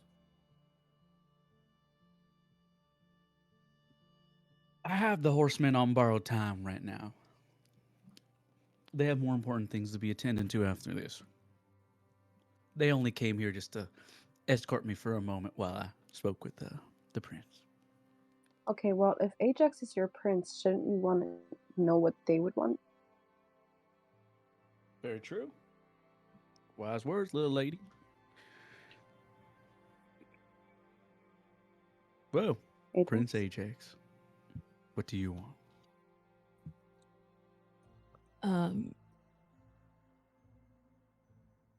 I think I should stay, not only for the kingdom, but Elliot's still not out of this island. And I really don't want her to be alone when she does. Okay. That makes sense. I know you guys are heading to Oshido, so as soon as she's out, I'll go over there, okay? Okay. That sounds fine. fair. The king wants is what the king needs. That sounds fair. Prince, you mean? But hold on. I reckon that one of you know one of my boys' names. You said Proto, didn't you? Feathered folk. If I can call you that, or if you have a name you'd prefer. Don't want to offend, of course. No name. Not right now, at least.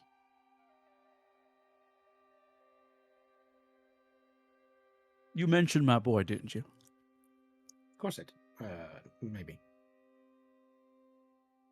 Waterfowl goes over to the door and knocks, and Proto walks in.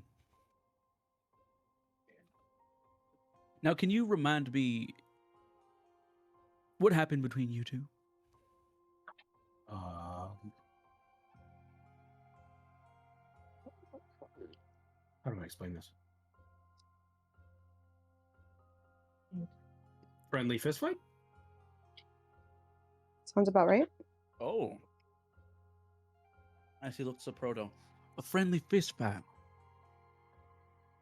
And yeah. in a moment, before you can even mutter a word, Waterfowl stomps on Proto's foot, shattering it, forcing Proto to the ground. And with the hand closest to him, smashes his head deeper into the ground. Now, what did I tell you, boy, about fighting for no reason? You can see fear fill Proto's eyes. I'm sorry, I'm sorry, Dad. Please don't do it. Please don't do it. I won't do anything to you, boy, if you apologize to the nice bird folk over here. He looks at you with desperation in his eyes. I'm sorry, I won't fight you. I won't do anything. No, you're fine. You're fine. Yeah, he didn't hurt anybody. It's not necessary. And with that, he lets go of Proto's head. Proto lifting up his head. Now it's shards of rock and other debris. His face now bleeding. You see him kind of start crawling out, just kind of scratching himself as he crawls out of the room. I want to cast Cure Wounds on Proto. Yeah, please. If you weren't, As he's I was leaving the gonna. rooms, as he's leaving the room, like you can, the door closes behind, but he touches his face as the blood starts to disappear. Oh wait, do I? It's Nope. a spell. I think it's fine. I think characteristically that's fine. I like that. Oh, okay. And well, my boy really lucked out today, having such a nice fellow folk like you to forgive him for being an idiot. I promise he'll never be bothering you again. I mean, it's fine with me if we get a little friendly. You see, my boys know better than to be fighting a friendly fight, a no nonsensical fight. My boys know we fight for a reason. There ain't no good reason. There should be no reason hands be lifting. That's how we do it back in the range. Got it. Yeah, makes sense. With with that, you see him lean back into the wall. Frodo now on the other side of the wall, quivering in fear.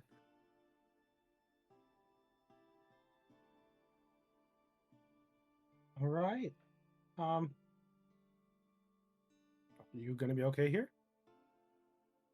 Yeah, don't worry, I'll be fine. Just before you go, please take anything you might need from the castle. Gold, food, drinks, anything. I think Ricky stole all the gold. I'm not gonna lie. That's where Aurelia and Maribel are at. Well, As you guys are having this conversation, we cut to Maribel, who is currently in hot pursuit of Ricky. Maribel, what's going through your head? And Aurelia, yes, you're right.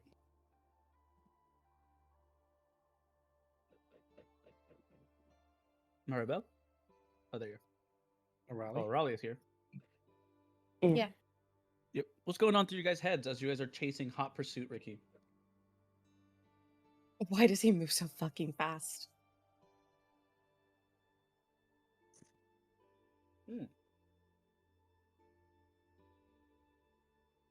What about you, Aurelia? What are you thinking?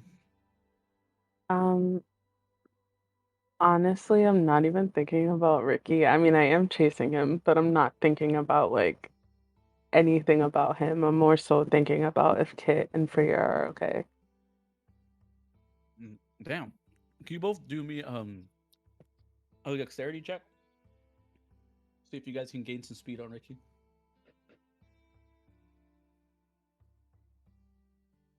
And Ricky, do me also Yeah. do me a performance check. I got you.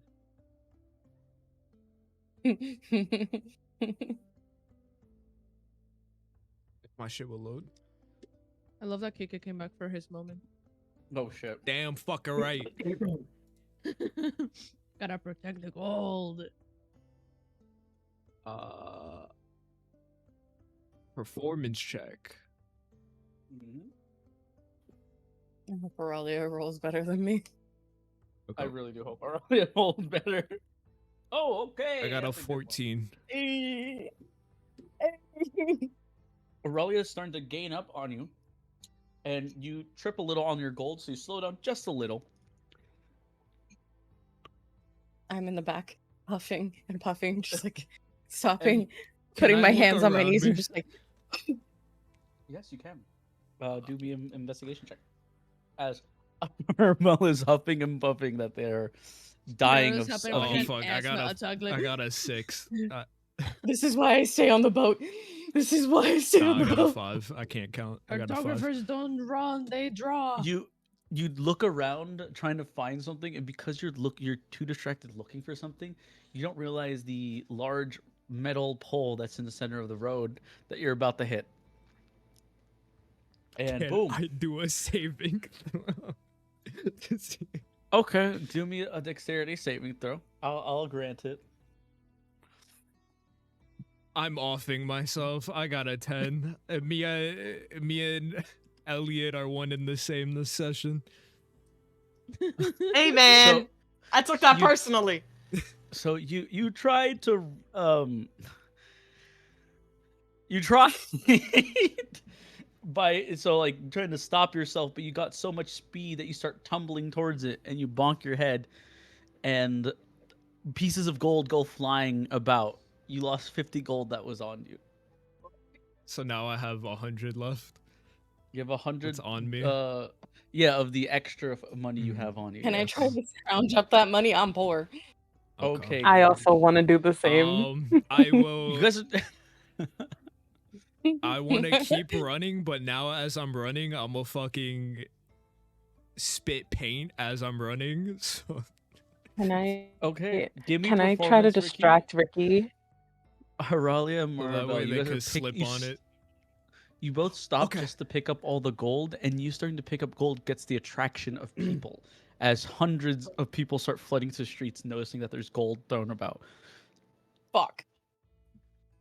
Noticing that, I Holy shit. grab what I can, but I'm like getting out of the way, and I'm like, Maribel, come on, we leave the gold. Just come on. I got an But I only have 18 five from my gold. snail trail. I want them to slip on it. So many you guys do notice that there's a large snail trail of paint as people are slipping on it trying to get gold. Can I And slide on it give towards me Ricky? give me acrobatics, yeah.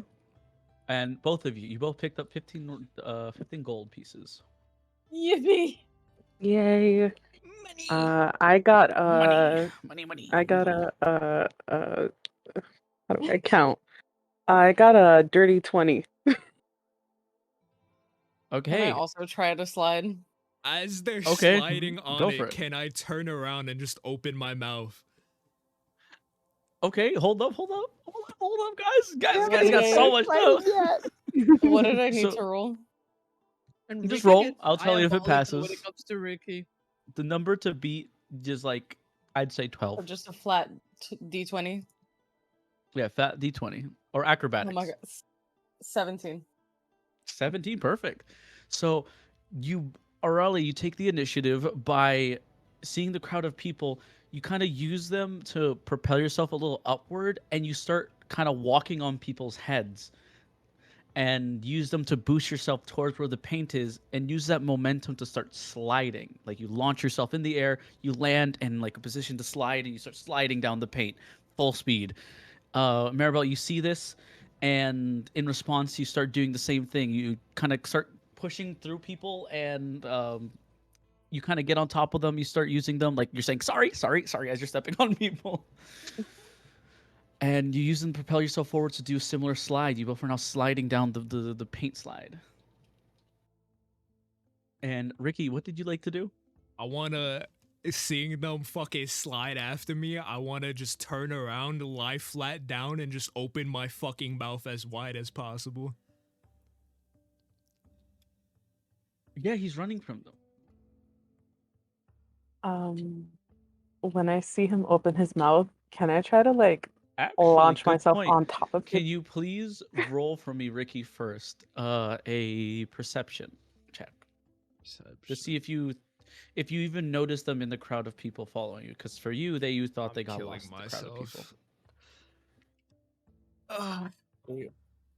So you slow down quite a bit now, feeling proud that you have won this, noticing that you lost them in the crowd of people. And as you take like your little seat, you like sit on your little bum, now gloriously victorious. They both slide crashing into you. And Aurelian and Maribel, you He caught takes Ricky. 6 damage. You all take 1 damage actually, Oh, okay. because Why you would I crash take into a 6 giant medical damage? I'm object. resistant. You take 'Cause you're- bludgeoning damage. Because you're bludgeoning damage, Oh, and you fucking fuck. suck against bludgeoning damage. I mean, if it was like one of their horns piercing you, it's like, yeah, you're right, you didn't take any damage. But like, if it was, but it's not. I wish you The let me whole- do. I wish I fucking rolled so I could do my plan and fucking eat both of them, but no.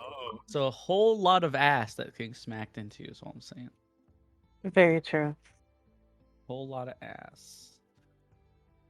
Ricky stops Well, we complaining. know Ricky's an ass eater, so True. Facts.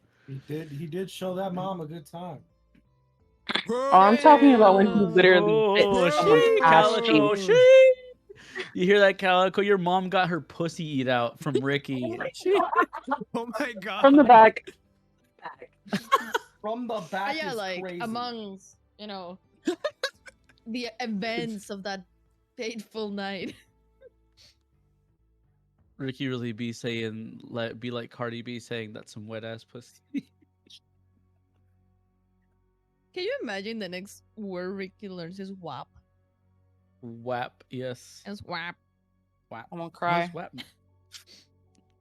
Anytime wap, wap. Ida's brought Wop, up, wop, wop, wop. he's just like wop. Wap, wap, wap. Wop, Wap, wop, wap. wop. Look at him. Wop, he wop, picked wop. up. Wop. Where did they learn that? That's the sound that was made when he was going to town. Wait, can I have a request if that becomes canon? What? Can we make Cardi B a character in this world? They're called Cardi with a K D. Cardi D. RDD. Cardi D? Yes. What species is she? I'd say out of all the races in here, which one's like the most? Can she be a Dominican. goblin? Homebrew I a can't have Dominican. I can't have every famous person be a fucking goblin. Tiefling bard. Just saying, tiefling bard. Homebrew a Tiefling Dominican. Bar- Chancleta. La chancleta. she's The she's race is called literally chancleta. she's a she'd be a tiefling because there's people that wouldn't like her, and she'd be a True, you're bard. right. They'd hate her for being a tiefling, but like her because of her music. Yeah, okay, I can do Mhm. that. I'll do that. I'll accept that. Cardi D, the Tiefling Bard. Yep. And she sings. Her rap is all in infernal. Oh, that's hype. That's so good. That's so good. So like she be spitting like actual fire. You know what I mean? Right about Amazing. that. I love me my references of real people in D&D. Okay, so you guys caught Ricky finally, and as like you, so what do you guys do now that Ricky has been caught? Um,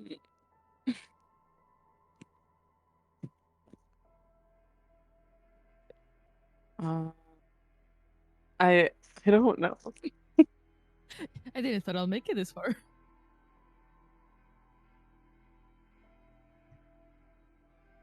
Okay. Well, if you guys need a minute to think, what do you think? We cut back to like as you guys like. I wonder how they're doing, and then that whole scene happened. So we cut back. So where your guys' whole conversation back in the cellar.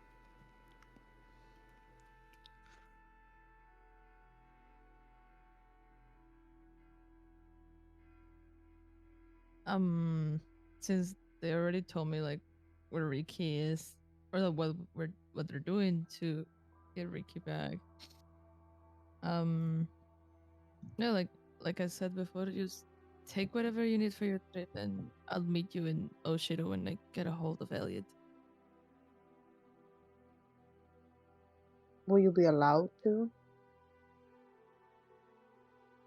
You see Waterfall put his hands up. The king wants what the king needs. I guess I will.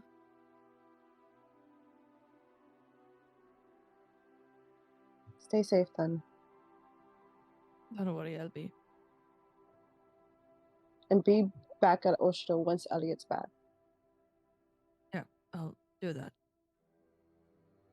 I guess. I guess that makes sense. Okay.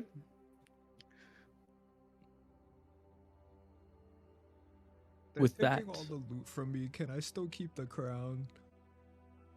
I'll let you keep the crown. Oh yeah, we'll let you keep it. I will. Yep. If you guys decide, you guys are now like fully equipped. You guys got more water skins, more food to bring on your travel, extra gold. I'd say add an extra 10 gold to each one of your pockets for your kit. Oh my god, I have gold! And Waterfall say, I'll have Proto Guide escort you all to wherever where your inn is.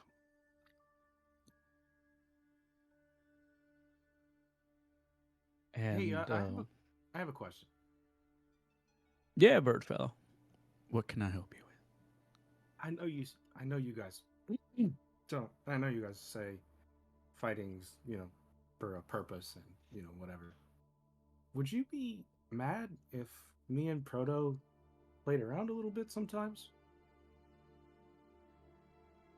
Well, you can do as you please, but Proto should know better. Was that a no? That's if Pro doesn't want to get his ass beat again. He shouldn't.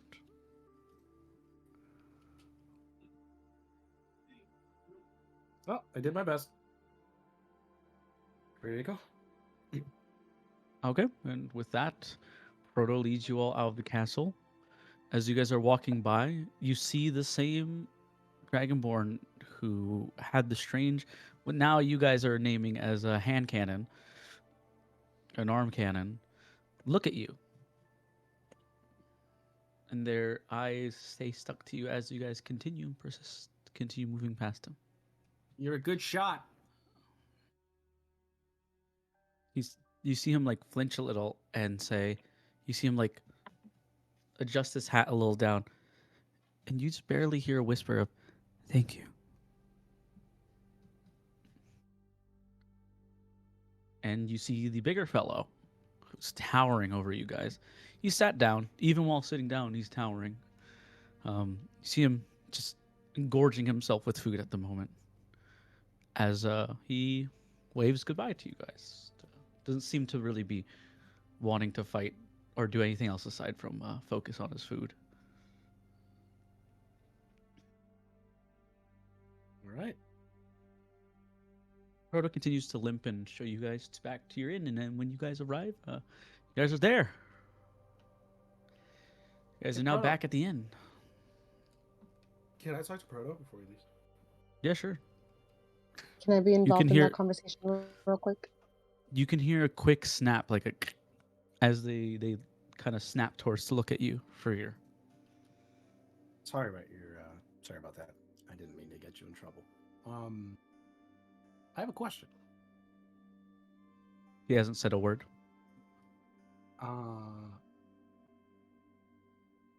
What kind of axe do you wield? He limps closer to you, grabs you by the collar, and lifts you into the air. Okay. Whoa, okay. Don't think that because of that little trick that you pulled in front of my father, we are friends. The next Trying time to I get you out see of you, trouble. I will fucking shove your hands in. And he drops you to the ground as his head snaps back into place. He turns around and leaves. I am so telling his dad. Don't do. Come on. No, you're just trying to be nice. Let's just go back inside. We gotta find the others. They should be around here. As you guys are like kind of talking for a bit, Auralia, Maribel, and Ricky, all of you guys are back at the end. You guys are walking. You see the horrific sight of Ferrier and Kit as Proto, the guy who was just trying to kill you, walks away from them. Don't be alarmed. But A we little came back late for empty. that. We came back empty-handed. Where's Ajax? What's happening? Next in line for the throne. Huh? What? Next in line for the throne and can't leave the city. He has to stay inside the castle. Apparently, like Fur said, he's next in line because of his dad. Yeah. And Protus over there is the son of the general who's on apparently our side, I guess. But I don't believe it. He has no sun mark, so he's not directly related to Pyrosis, but still won't trust any of them. Was Ajax okay? Ajax was fine. Silence decided still to has Max stay. Elliot. Yeah. Well, did you guys want to start going? I mean, we caught Ricky. We had a little Yeah. paint slide moment. It's a whole thing, but Oh, fun. yeah, he's here. All right. Maribel, you speak Ricky, right? No, that's Auralia, I believe, right? Fuck. You racist piece Yeah. of shit. I wasn't being racist. Confusing I the two remember- tieflings on the party. Wow, and you're I in love with remember- me? Mm. Ooh. Maybe not anymore.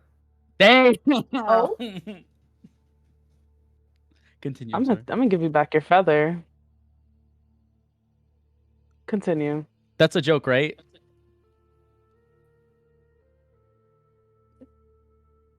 That's a joke, right? Anyway. Maribel, Is what he said a joke? Ricky, it's time to go. I kind of like look between all of them, just like, okay. want to touch anything that's happening right now, but okay.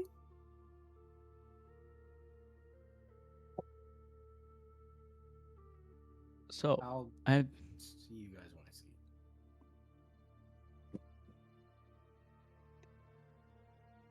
you. is this Okay, where you both that's a depart? change. Are you ready, Kit? I'm kind of still reeling over what the fuck just happened. Why are you guys what? I was responding to what he said. And he said he wasn't in love with me anymore. So if he wants his feather back, he can have it.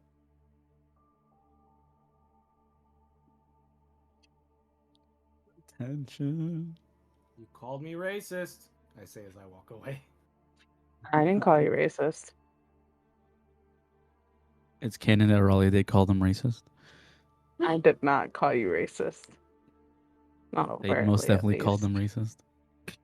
Not overtly, at least.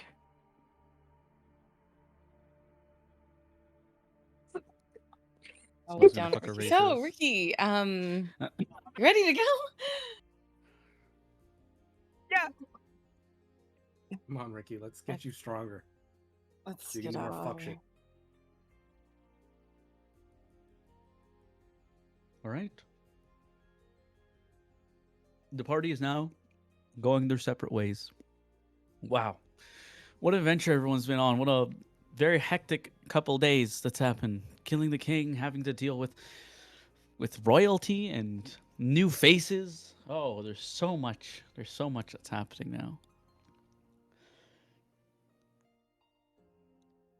I'd just like to say, as you guys say your goodbyes and now leave and head on your separate ways, for a year, Ricky and Maribel heading south towards Oshido, and Kit and Auralia heading up north to Ensa's Rest. It's been 2 years since that last interaction. And many things have changed. The castle has been rebuilt. Much of the destruction before has been remedied.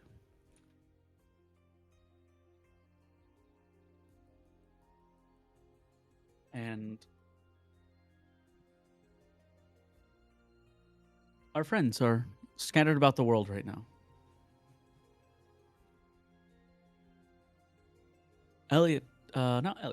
Ajax. You're currently in your chambers, with adorned with a new set of robes and clothing. Your hair properly done again. And you're studying. The past 2 years, you've been very attentive, very vigilant, and very studious, educating yourselves about all of the history that you have been denied because of the history between your father and his brother. You're now well versed in the history of Ixton.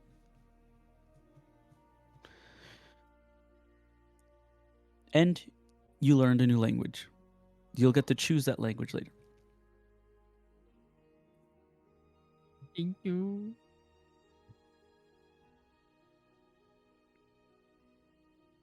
During these 2 years, there are other things that have also happened. For a year, Maribel and Ricky, you guys did stop by in the village where Richter resides, which you noticed was a lot more hectic during that time that you visited. There wasn't the small, quaint town that Kit described. It seemed to be very bustling with not just 10 or 15, but hundreds of people now.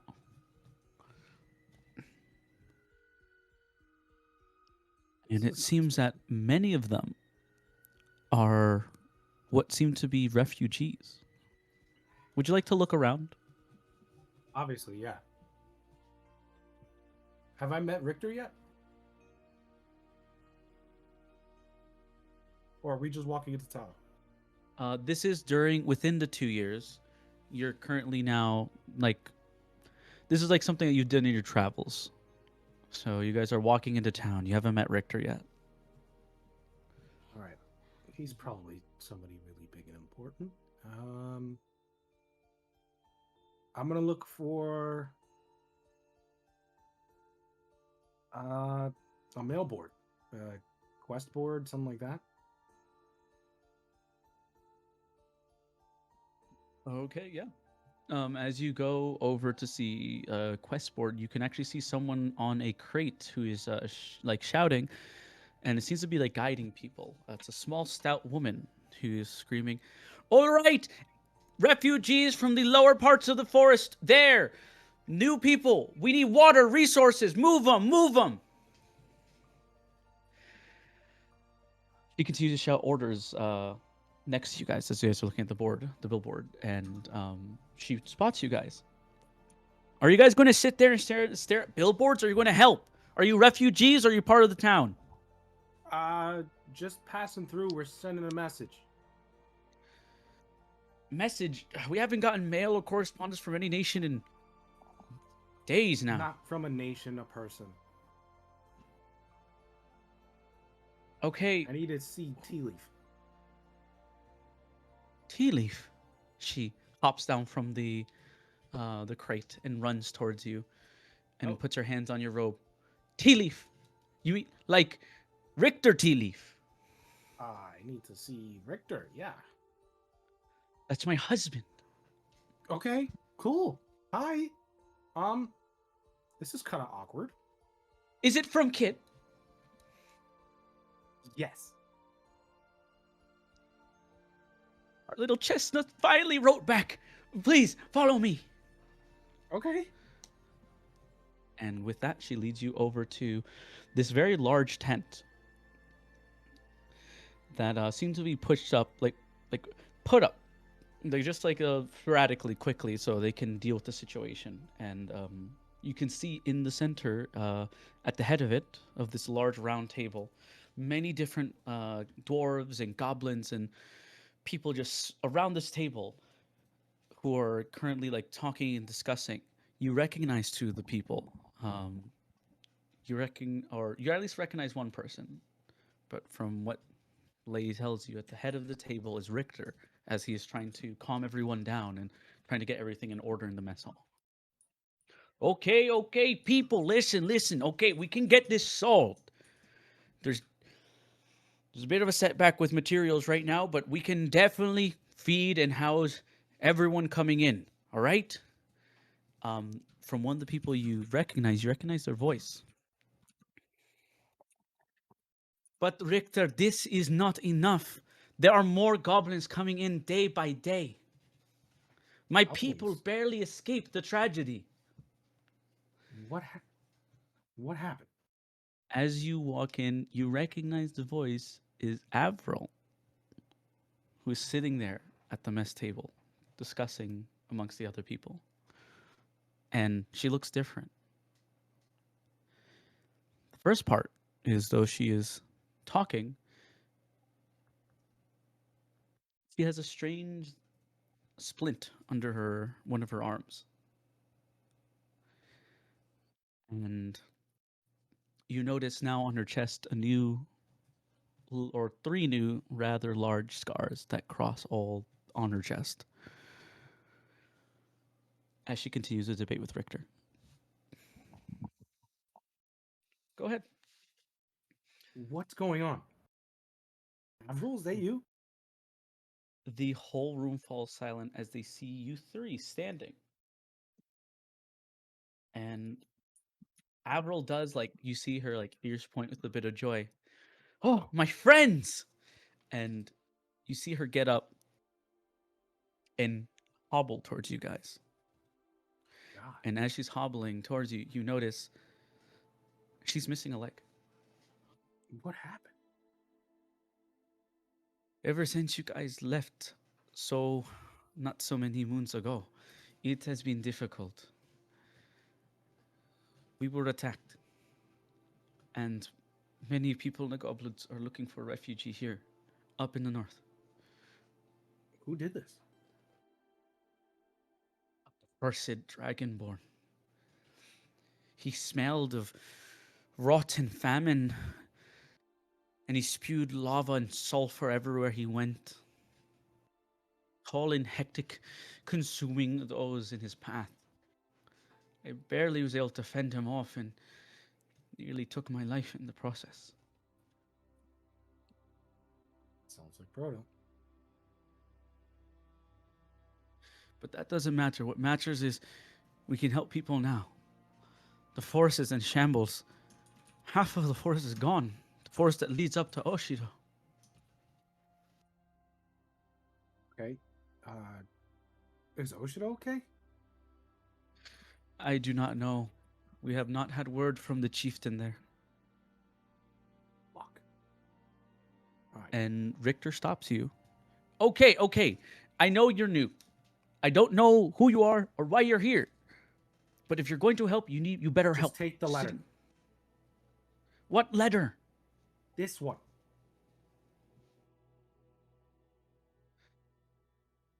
He takes the letter from you, and he notices the little stamp on it is Kit's stamp. Is this from Kit? Yes. He opens it like, oh, I haven't seen Chestnut in so long. He opens the letter frantically and begins to read the letter. Hold on.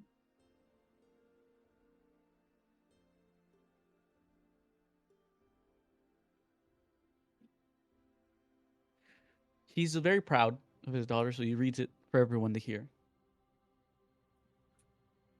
Hey. Hey, Big Papa. That's me. He points to himself. That's me.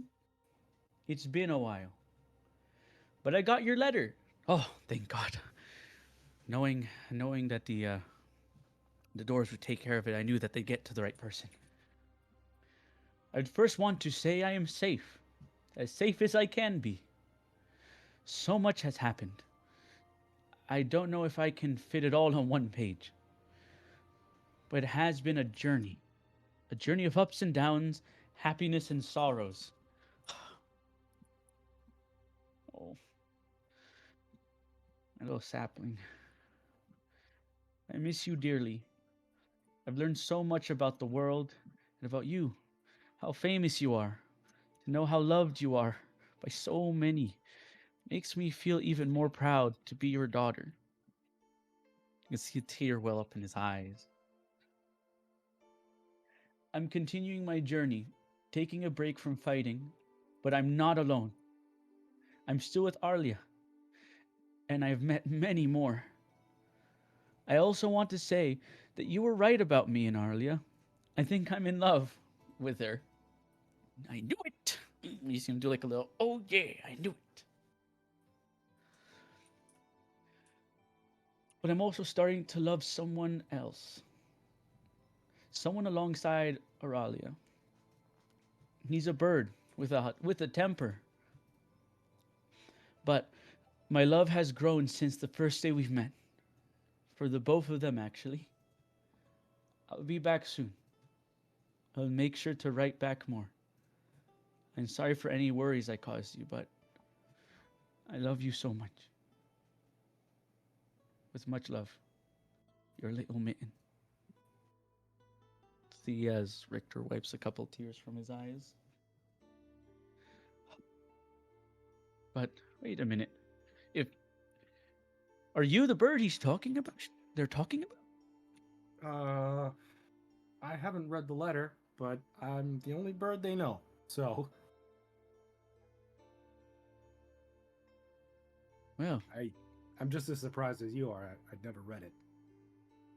well, you know what that means. Get to work? Nope. Come on, bring it here. Give Big Papa a hug. Okay. Wow. This is new. And he gives you the biggest, heartiest hug. You can feel him tightening around your waist. Oh, it's always so good to have a new man in the house. All right. Yeah. It's nice to have you too, Richter. Oh no, everyone here calls me Richter or Rick. Just call me Pops. Wow. Forgive me. I don't have a lot of family, so this is all very new. Hey, don't you know what us tea leaves say? Anyone can be family if you make it so. And he pats you on the shoulder, like on the chest, like little pat.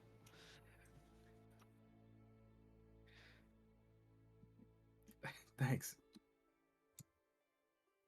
I'm sorry you had to come here in unfortunate circumstances, and I'm sorry for yelling. If I would have known who you were already, I would have given No, you it's a fine. much warmer welcome. And as you can tell from little lady, what was your name again? It's Avril is my name. Yes, little lady Avril. Over here, we're not doing so hot. Tragedy struck and the forest got attacked, and many people had to evacuate up north. So, we're trying to get as many people up here into a safer area as possible. I think you've met my wife as I see you entered Yeah. with her. She's a strong and reliable woman. I'm A lot assuming like you're Kit. taking. But, with a little more gender neutral. Yeah. I'm assuming you're taking donations and you need some help. I got 10 gold. And you can point me at the biggest non-sacred tree and I'll get it down for you. Oh, don't worry about money. Right now, money is the least of our problems. What we want to worry about right now is being able to get resources. That cutting trees, that could help me out. Follow my way to show you some of the people who are collecting resources. They can help out from there. All right. And Richter recognizes you, Maribel. Well, I think I know you. At least as they walk up to you, they check your clothing, they look at your hair, they kind of put their hands on your face and move your head around. You kind of look like a tiefling that Jura writes to me about.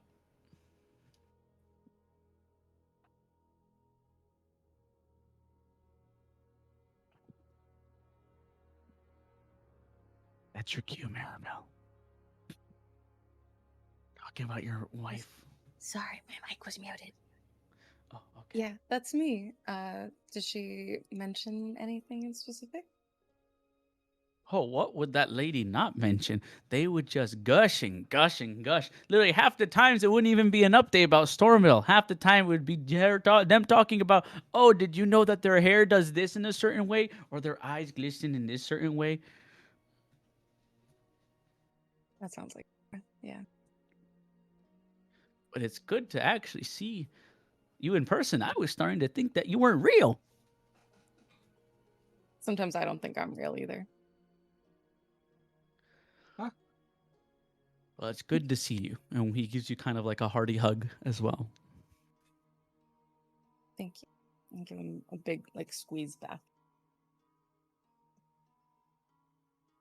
If there's anything that you can help out with, trust me, we can take all the help we can. I will help anywhere I can. Just point me in the direction. At least from what Jura told me, you're a cartographer, right? You do maps? Yes, I do. Awesome. We can actually use you here inside the tent. We're writing up some maps right now to cut off all of the affected areas and to see what actual resources and where we can gather resources. So just join me in the table as he puts a hand on your back and guides you over. And as he's guiding you over, he actually bumps into Ricky. Well, now this is a sight to see. How did you guys get yourselves a sea sweeper drone? This one's sentient. Wow, sentient. He like picks you up, Ricky, like with ease. He looks around at you. I never thought I could See one of these guys think. What's your name, little guy? Ricky. Ricky. Hey, you know what? That sounds just like me. People also call me Ricky. Ricky? Because, it's short for Richter. Ricky? Oh, you and me are going to get along just fine, little guy. And he puts you under his, arm. He's carrying you now like if you're carrying a watermelon. Yeah. All right. I'm going to make you folks get to work because there's a lot of work to be done. First of all, my new son, you go over there and help the little lady who's on the stick because she's been hobbling for a little too long. Avril. Yep, you got it. Thank you, boy. And with that, we leave the scene there for a moment. As everyone's organizing themselves and now getting themselves situated, and everyone's now working. Richter pulls himself to the side for a second because he noticed that there's thieves' cant on his letter, and he wanted to read this one a little privately. Okay.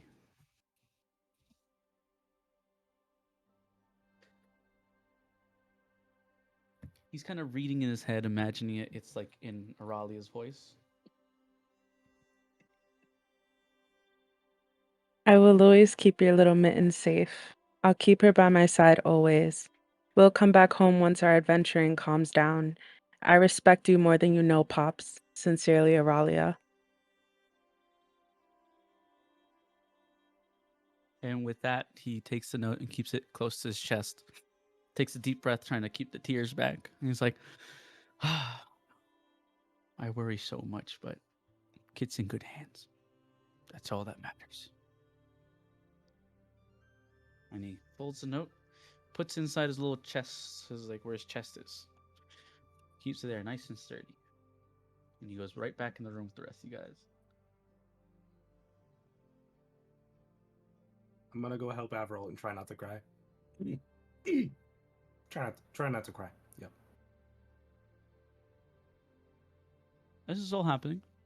I want to move back to. I want to go over to Elliot. It's been a long time. And you haven't left the Silence for a while. You're quite a lot thinner than you were before. Your hair now a silvery white. Your eyes a piercing red. You look at yourself in the same mirror that you used when you saw yourself for the first time. After everything, it's still you. What were you thinking, Elliot?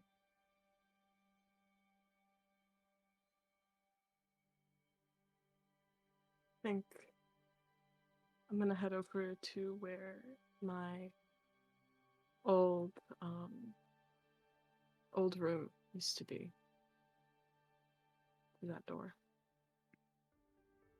All right. As you walk down the corridors, the hallways are now actually cleaned up again. Many drawings are taped back together. Rooms organized, and Mentha's office is back together. You studied quite a lot while you're in there as well, as you're walking down the corridors reminiscing. You now know Talo, your father's first language. And as you open the door that leads to your room, that's labeled with your room in your crude handwriting from a couple years ago, actually, when you first got your own room. You open the door, and someone's waiting there for you.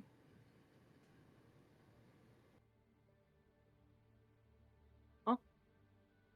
As you open the door, it's Gale himself. Is sitting, kind of crouched down, holding. Nope, inside of Elliot's room, which is inside the real world. I'm Before you sorry, I got finish, so scared for a moment. I thought we were talking about the silence. I'm like, oh. So the room is outside of the silence. Before you say anything, is there any is the sun like shining through the windows? Is it daytime or is it nighttime? It's actually dusk at the Dusk, moment. okay. You see him there, kind of pressing his legs against himself. He's kind of sitting there nonsense, like not really thinking, not doing much. He hasn't actually noticed you at the moment yet, just yet. Just gonna kind of stare at him for a moment and then. Yeah. And his head jolts as he turns around, and he feels your presence again as you enter the room. And he stands up and dusts himself off, like, "Huh, yes, hello, Elliot. Hi." He kind of tries to look all impressive, but you know, Gale. What brings you here to this neck of the woods? I think I'd much rather hear your answer to that question. Why are you here? He lets out a deep sigh and kind of slumps back down. I'm not good at this whole god thing. Sorry. As he's talking, I'm gonna sit in front of him with my legs crossed. Ever since you left and everyone went their different ways, I didn't really know what to do, and I kind of just got distracted thinking about helping Christille, who, even after all this time, is still in poor health. And when you disappeared, I really didn't know what else to do. I was like, I can barely have a handle on my own apostles. How can I really call myself a god right now? So I kind of just sit in this room every day. Maybe one day you'd come back to see it. I guess I was partially right. Right? No, I didn't think I'd ever come back in this room either. But it's funny. I always felt like silence was, even though it was just me and Papa, it always felt so lively and like home. But even for the past 2 years, just being alone in here,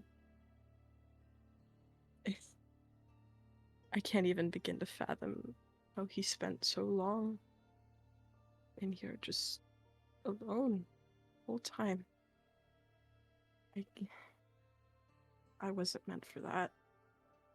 And it's sad that it took me this long to realize, but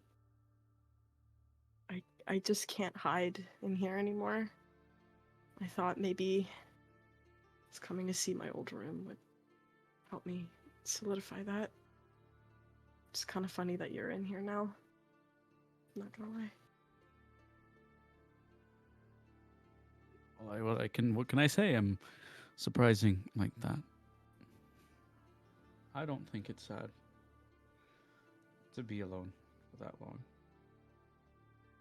There's something, he says, as he kind of starts to curl up a little, comforting about just being alone.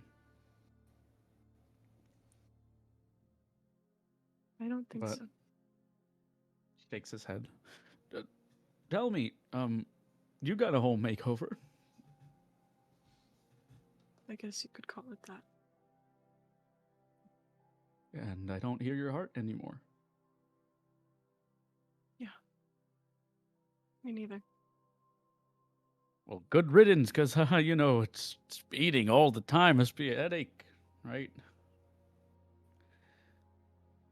Sorry, I'm not very good at jokes Yeah, either. she's just looking at him like with sadness in her eyes, like, really, dude?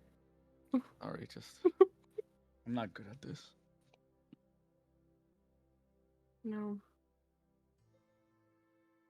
I didn't expect to see you here, but part of me wanted to talk to you.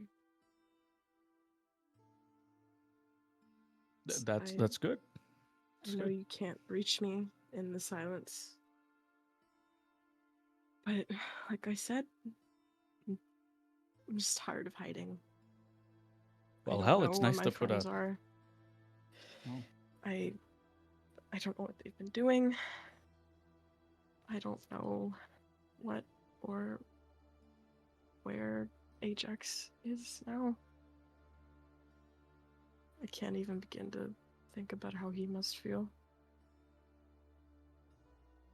But what I do know is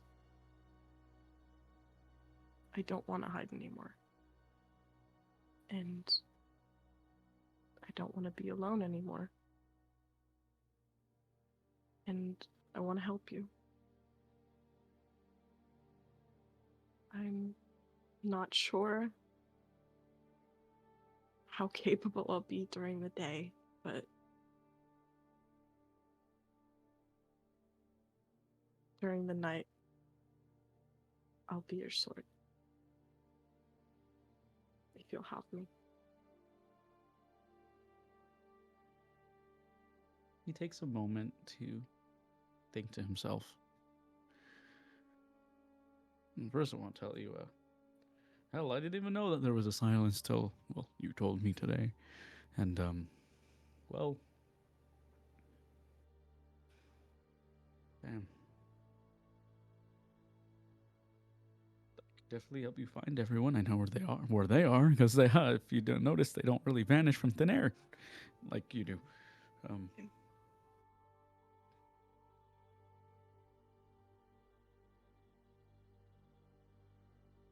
Do you mean that? What you said?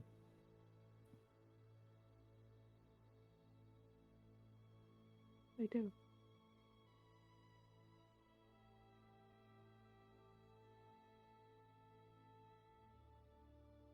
For my father's life, I mean it.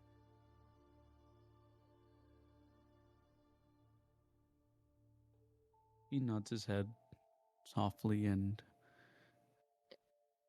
places his thumb on your forehead.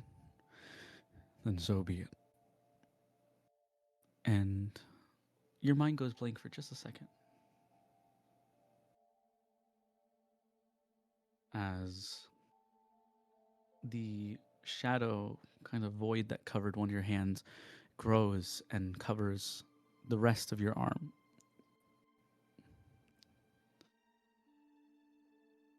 And the palm of your hand now holds what looks like a star in the center of it.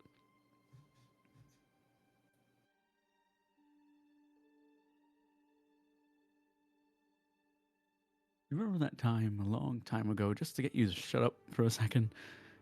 I told you I gave you a blessing. Yeah. Yeah. Let's just say I wasn't being quite honest during that time. I didn't really think so. You see, I can't really give blessings to people who don't really believe. So, it's more of me just being there at the moment to pick up your knife, make it look like it was you.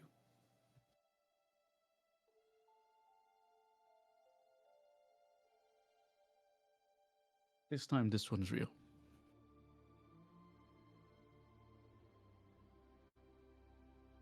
And it's a little different. It's not just my hand.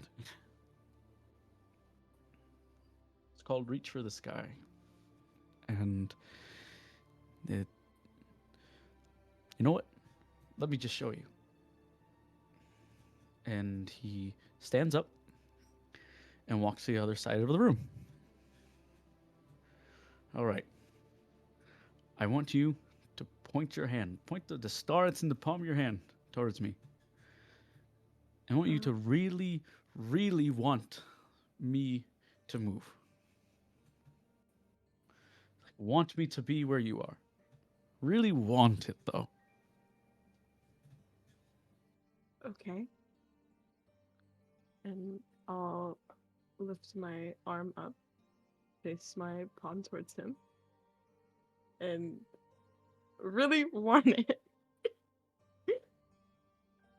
As you do that, with a slight bit of hesitation, in the blink of an eye, all of a sudden, Gale appears in front of you with your palm touching his chest. And he What? looks at you. Ta-da! Huh? Cool, right? I'm gonna take my palm off his chest and look at it. Like, what the fuck? You see, everything exists in the same space. Me. So, as long as you really want it, and you can see it, you can make anything come to you. Just like you did to me.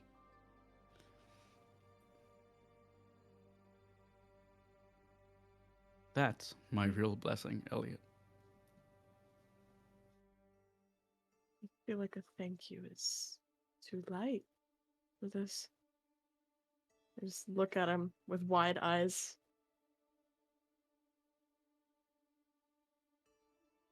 I guess it's I'm not good at words either. I guess it's my way of saying that if you really want something, it shouldn't feel like anything's out of your reach. Use that power for good. And try to protect as many people as you can.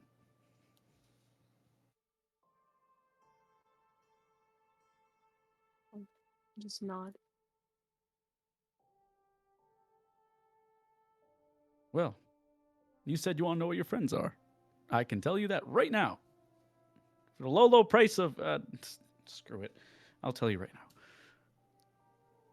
Ajax is here in Igston, waiting for you. Oh? He's been waiting the whole 2 years you've been gone. Oh.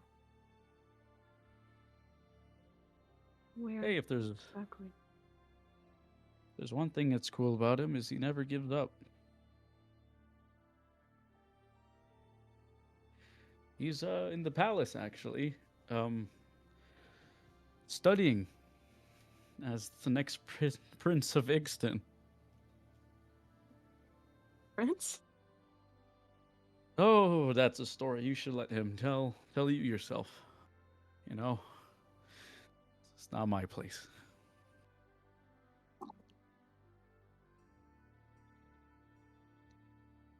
I have to And- go see him. Yes, of course. But fair warning, there's still one more thing. Briere, Maribel, and Ricky are alone, heading in Oshino. You should try to see them.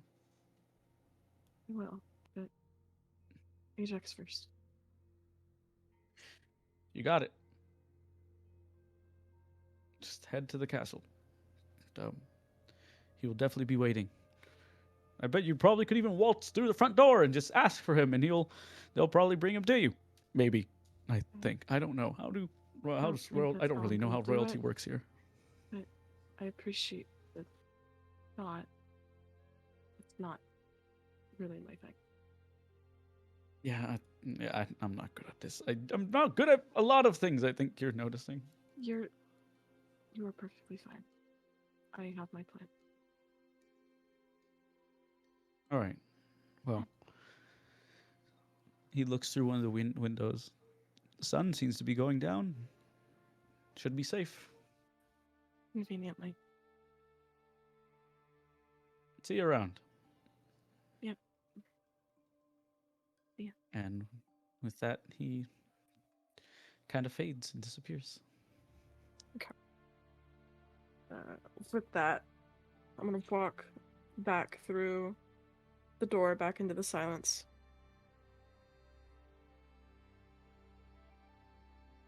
Okay. And I'm gonna put my hand on the wall and just say thank you for raising me. You and Papa both had an equal part in that. You can feel the cave quiver a little.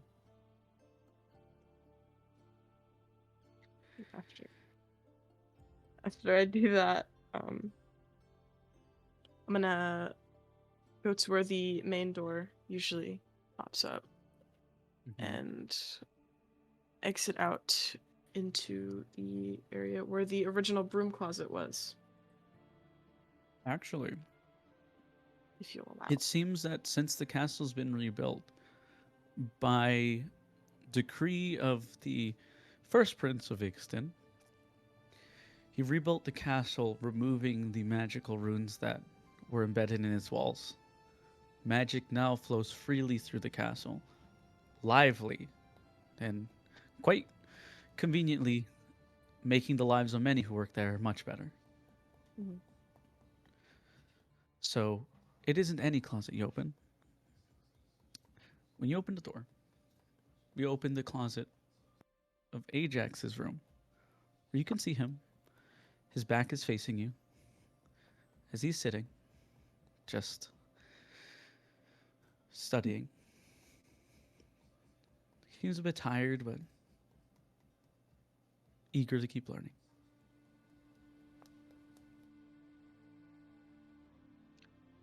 Ajax, can you roll perception for me? Of course. I'm not crying. Oh, Fucking closet. What? I rolled a 1. Perfect. Hold on, but I'm proficient in perception. My perception is +5, so 6. So you don't notice it, but you are kind of like you start to lean back in your chair just a little frustrated because it seems that one of the things you chose to study was dwarven mathematics, and it's very complicated. You still can't get just exactly how they use their unique way of division yet. So I appreciate that the fact that Ajax is struggling with math because that's something that I struggle with too. Wait, I have an idea. So I'm assuming I don't notice anything. yes. Okay. I have an idea. Okay, go for it. What would you like to do, Elliot? What I'm gonna do is use that cute little blessing that Gail gave me. And I want to pull the book that Ajax is reading into my hand. Okay. Yes, you can do that. It's how combat, so no roll for it. Ajax, you're just sitting there, and you're reading your book, when suddenly your book starts to quiver and disappear. Like it kind of, or more like not disappear, more like it hits you in the face and then slides off and goes off. Like, ow. And I as hated it, but that's not what I meant. as it lands like in my hands, I'm gonna just read it for a second and say, how long have you been studying this for? Ajax just stays a little quiet as he kind of like turns around, and he's just flabbergasted. He doesn't have words right now. She might look different, but they're No, but like their just voices. like Yeah. no, I know it's like they might look different, but they have that something about them. You just know who it is. Yeah. Hey, horns. I just want Ajax to run to hug Elliot. With a little bit of a skitter in his step, you can see him rummage out of his chair, almost like tossing onto the ground. He trips a little, but gets his composure and runs towards you, Elliot, and embraces you with a hug. Gonna slowly hug him back. Ajax, you notice something different though. Mm-hmm. She's cold. I think that I'm not gonna address that so far because I guess Ajax is over worried It's about okay. that Just evidence it's just back. a Oh, thing okay. you notice. Just a thing you notice. Okay.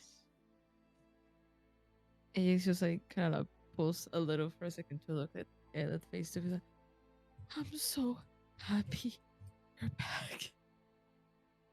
Where have you been?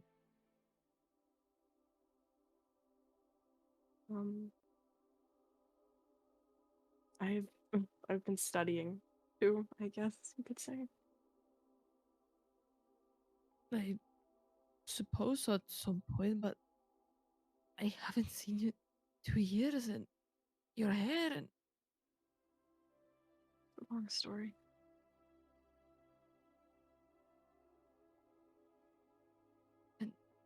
why are you so cold? Like I said, long story. Yeah, You you have can time though, right? yeah, you can tell me another time. I'm just so happy to see you again. You too.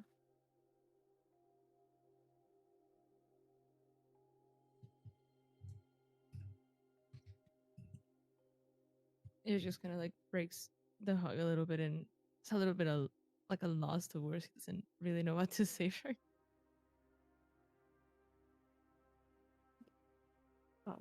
Elliot too. Just kind of standing there like, Awkward ah, silence.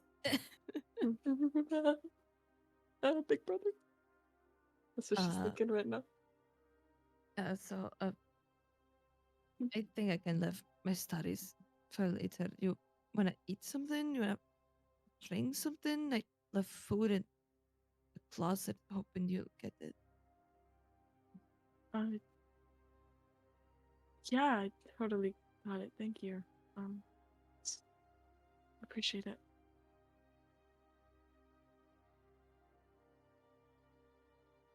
I will say, Ajax, before you had to look down to look at Elliot, but it's odd for you to see them at the same level as you. No. Elliot's grown. They're now the same Wait, height as hold you. on. How much they grew? Let me pull the height chart. They were 4'10". They grew another foot. They are now 5'8". Jesus Christ. Jesus. Okay. I told you, it part of the process is it warps and lengthens and strengthens their bones. Must be painful. It is a little. Yeah. It was actually. So, what a beautiful re-encounter. Something I'd like to address. Let's go back in time a little to the day Calico first came to the inscribery. That awful night that their mother made them look like a fool in front of everyone. Calico, you're in your room in the midst of the night, freshly there. Your mother just scolded you. Jeremiah's follows behind you. What do you do? I think Calico's like seething, and he's just like walking back and forth in his room, just like mumbling to himself, like, "And you fucking slapped me in front of everybody, and they all saw it. I'm supposed to be one of the leaders of the Nation of Soul.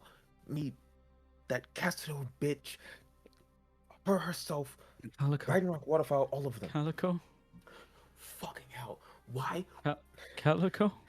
All I He wanted puts was his in hand on your shoulder. Calico. I just, as a reaction, just turn and just like,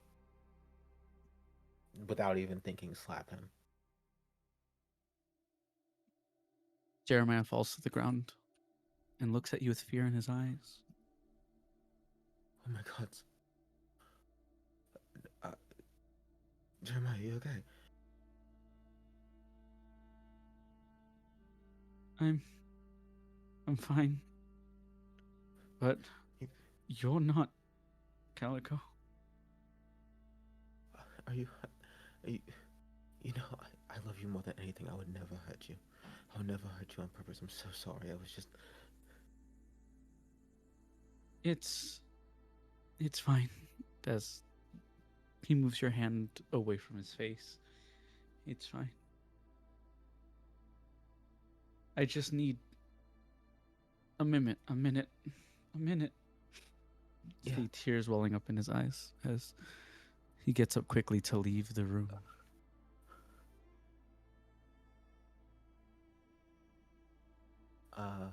I think I go to follow him, but like as I reach the door, I think I just it like closes behind him, and I think I just like sit with my back to the door. Okay.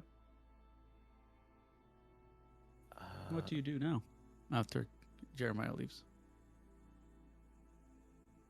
Do I still have the ability to call and talk to Avril? Yes, you do. I'm gonna use that then.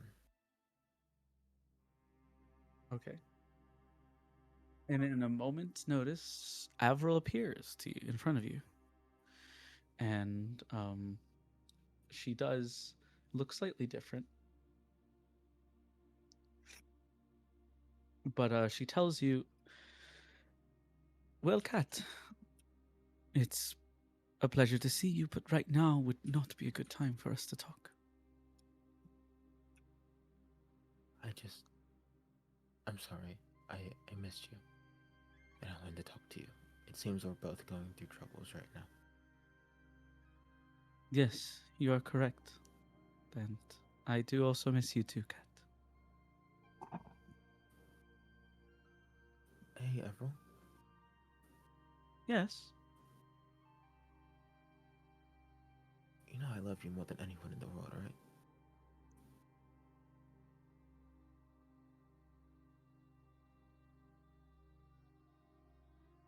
As do I, Kat.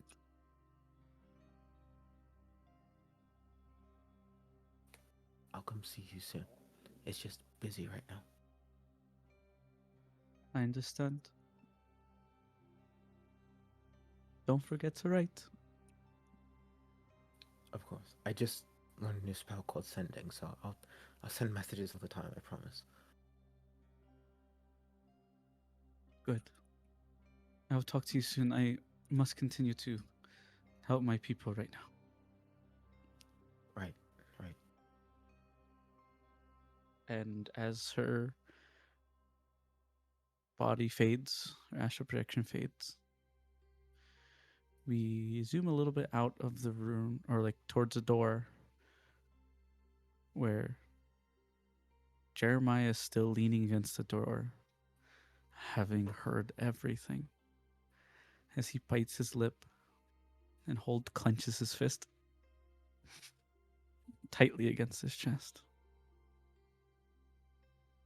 This wouldn't be the first time.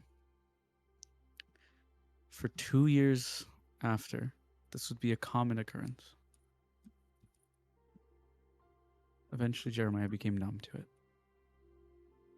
just accepting this is who Calico is.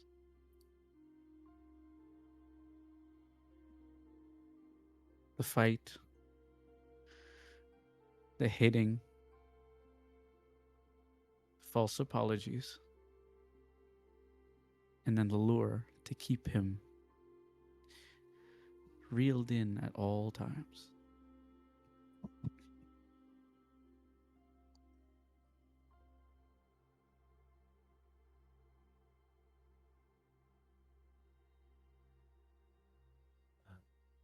Can I do one more thing?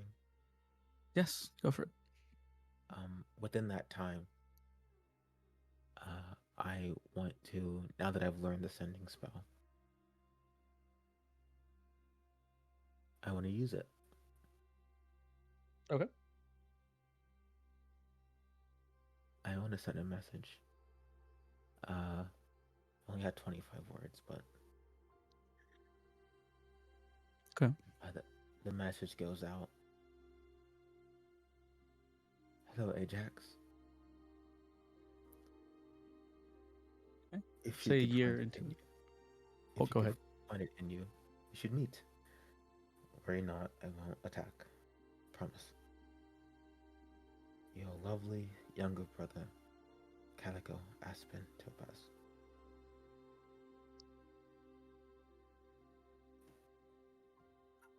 Ajax, it's been a year since you've heard silence, both from we were both two siblings at this time. Finally, the silence is broken first by Calico. It's been a year since you've heard that message after. And now here's Elliot here in front of you. You're still unsure about how to take their message. What do you think right now, Ajax? You want to know what I want to do? What? No, go back. That's amazing. Again! Ah! Here, I want you to know there's a pressure plate in your house. Be careful. I want you to know there's a pipe bomb planted in an undisclosed location in your house. Every step you take will be a risky move. I love that TikTok. Oh my god. Good point, but there is a bomb that's concealed in an undisclosed position in your house. Every step will be a risky move. Oh my fucking god, man.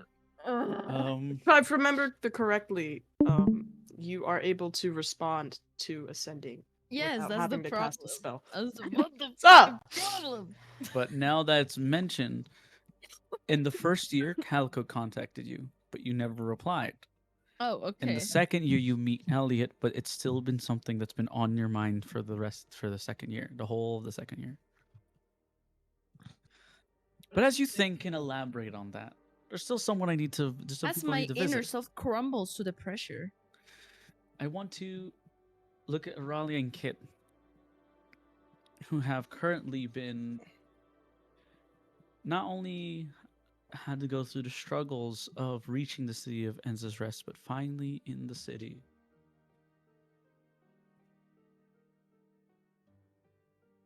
People know you're there, Ralia.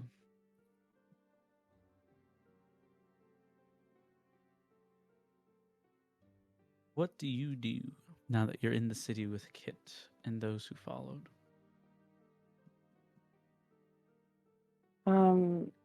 I think the first thing I would do is, I think I would take them to where I was staying.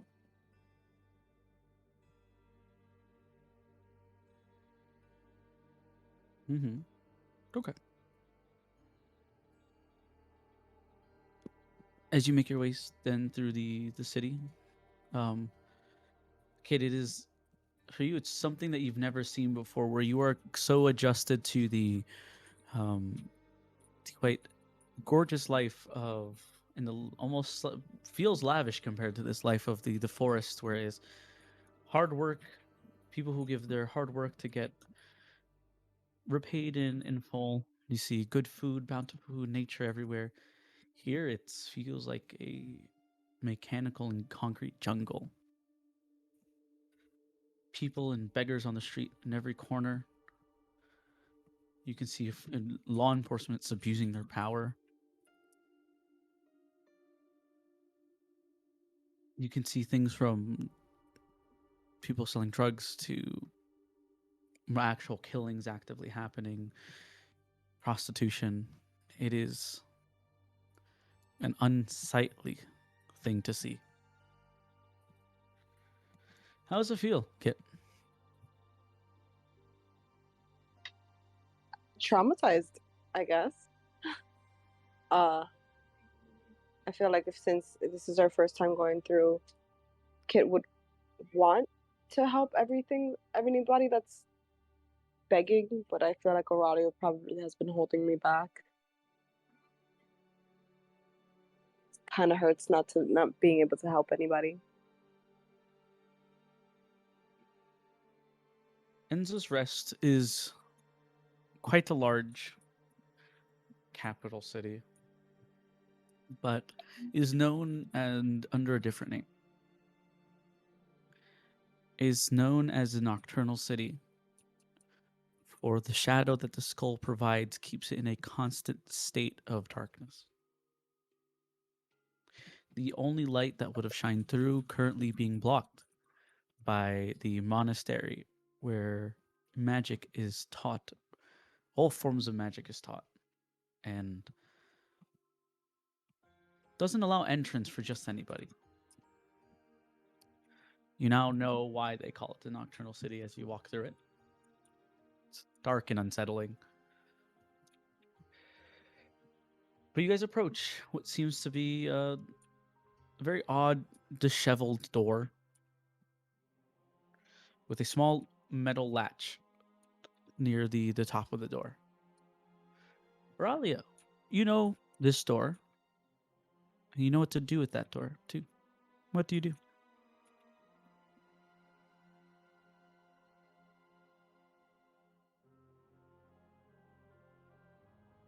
I draw on Thieves' Cant the symbol that is made for this particular building. Mhm. And then I wait a couple seconds and open the door. As you open the door, contrary to the disgusting back streets of what the door looked like on the outside, once you enter, is a beautiful gallery filled with priceless pieces of art, gold that fill each and every little corner, large marble pillars, some even made of special, very unique and special stones. And you can see many other people also just walking around enjoying themselves there as well. You entered the Forbidden Corridor. As we enter, I turn towards everyone else and tell them to stay with me, don't wander off, and don't talk to anyone.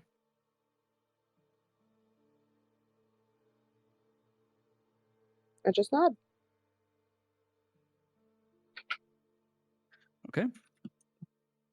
As you proceed, there's several different more extra hallways where you see other thieves going in and out. Some of them bringing sacks of money, some of them bringing bodies with bags with bodies in them. Some just walking back from lunch, bless you. Others just in general laying about. But as you continue walking, you see Aralia. You notice someone that you recognize so well. It's your good old employer, Bits. As you can see, he's sitting on a little bit of a throne, a golden throne at the moment.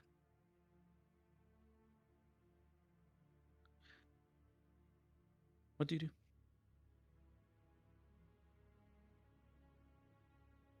I walk up to him and just stand there. I don't say anything since the last time I saw him. There was some shit going on. Well, if it ain't my good old mate Horns over here. Horns, Brimstone, you go by so many different names, you fucking clip-clops. Finally come back to your senses and want to work for me again?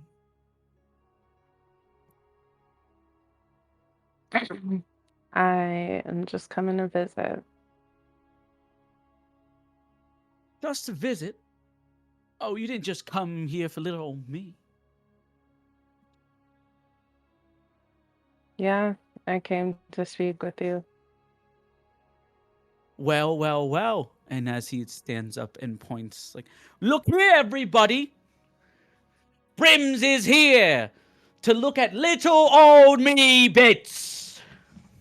Tell me, what brings the scum of the underworld here at my footsteps, knowing that you're the one who left my hall? Well, I didn't technically leave. You can hear him stomp forwards to you. It's like, oh, tough shit. You did. You had a job and you left it. Had to get Fel to clean up that mess. You and I both know I didn't just leave. Piss off with the excuse. Doesn't matter anyway. Tell me. Why the hell are you here? We have some things to discuss. We could do that in private, it'd be great.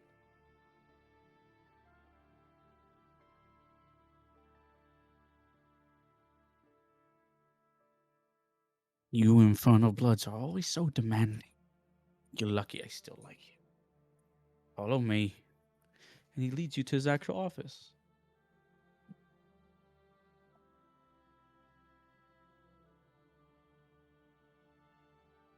Strangely enough, can I get the passive perception of those who are there?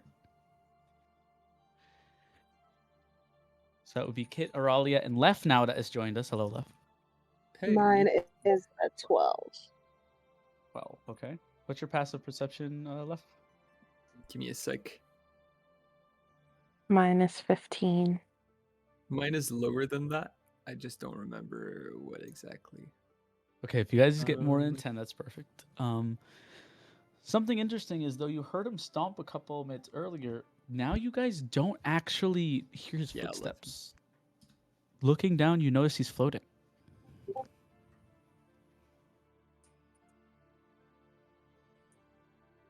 The door opens and swings by itself, and with that, you are in his office.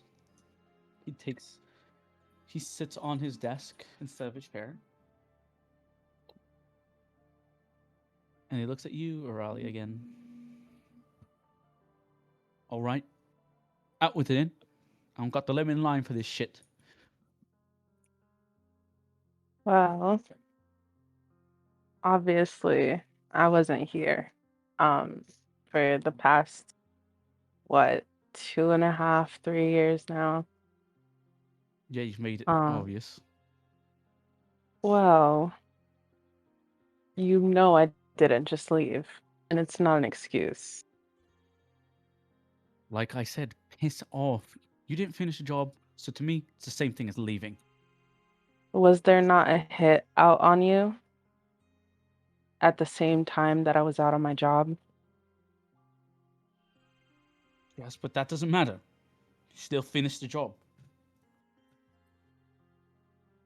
Well, I was more worried about figuring out if you were going to be okay, since I caught whoever was doing this in action. So I decided to follow them instead of following my job.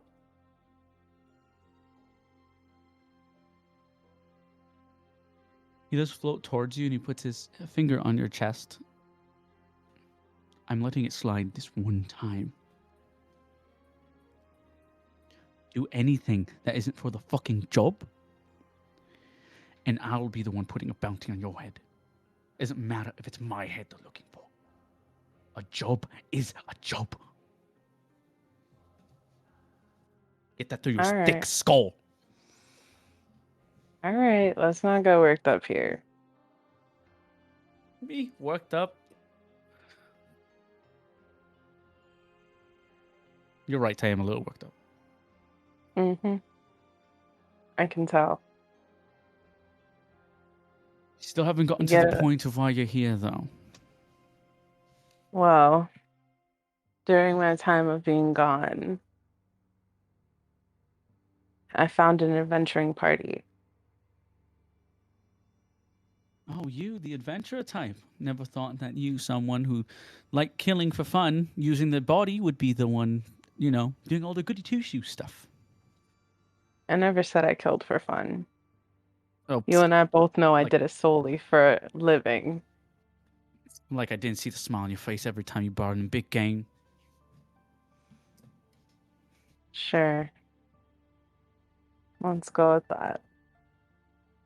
Well, I came to see if there was any unfinished business here before I needed to talk about possibly Before you Getting finish your for sentence, he puts a Mhm. finger over your lips, and he notices Kit.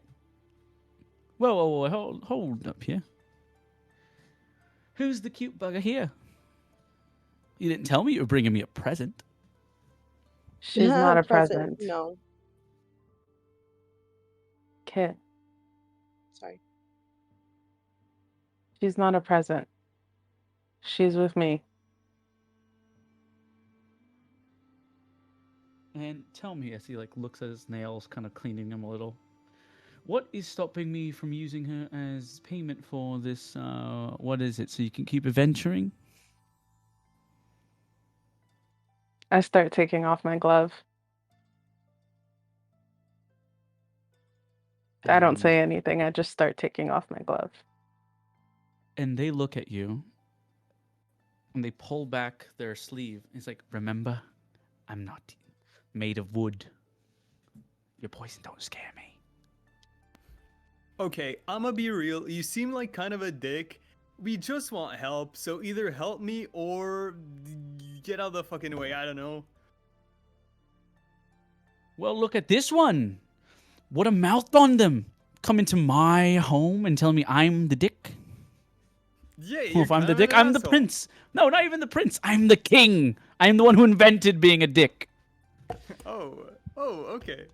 Yeah, then you got a pretty lucrative business out there. A lot of people want to be like you. You can hear him like chuckle to himself.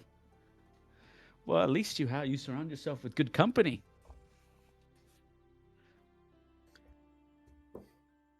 So yeah, what's your deal? What do you want? I don't know. Raleigh is the one that came to me. I could care less what they want. Yeah, what do you want in order to get her what she wants? Is what I'm asking. Ah, that's a great question. Great question. Damn, I should have hired you instead. You look like you're a lot more fun. I know. Aurelia just scoffs to herself. I know. Look at Bits knows a secret. That secret is, and he goes, puts his hands behind where his desk is and pulls out a document and claps it next to him. Here's the latest thing I had prepared. 5 of our guys have gone missing. I don't know who did it, why they did it. But I don't like when people hurt my own and I don't even get compensated for it. Take the folder and try to find out who they are. If you can catch the assholes doing it, I'll let you go. Scot-free. Hands clean. You A want new them book. dead or alive? Bring her back alive. I want to Okay. savor every little piece of them. All right. You sure you don't want food instead? I'm a really good cook. I can make you like a nice risotto or something. Do you not tell anyone about me, Aurelia? You forgot? I can't. Oh. Forgot I did that to you. But a good countermeasure, too. Wait, so it's because of you? Because of him you almost died? Hey, I don't control the spell or the can. It's up to you whether you die or not. Sure. Can I do an insight check on see if we can actually believe and trust him? Go for I'm it. also doing an insight check. Go for it.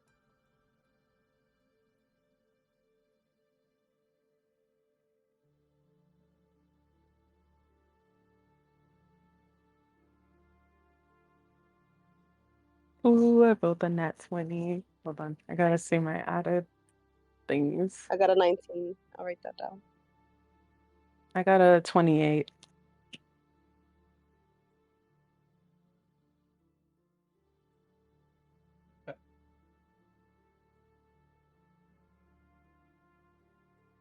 So, ooh, ooh, ooh, ooh, ooh, ooh. Neither of you can tell where he's lying or not. Even with how high we rolled? Mm-hmm. He's pretty high up, so I don't doubt that. He can see that you guys are trying to tell if he's lying. And he looks at you both and scoffs to himself. You think just looking at me you're going to be able to tell if I'm lying or not? Do you think I got this far in the business not being able to be a good liar?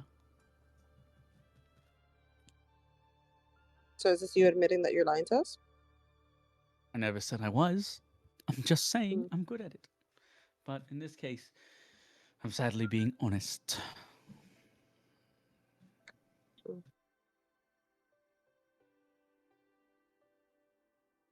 Find out first why they killed the 5 guy. All right? Bring me the information and see if you can track the guy. If you get the person who did it, I will happily let you go from the corridor.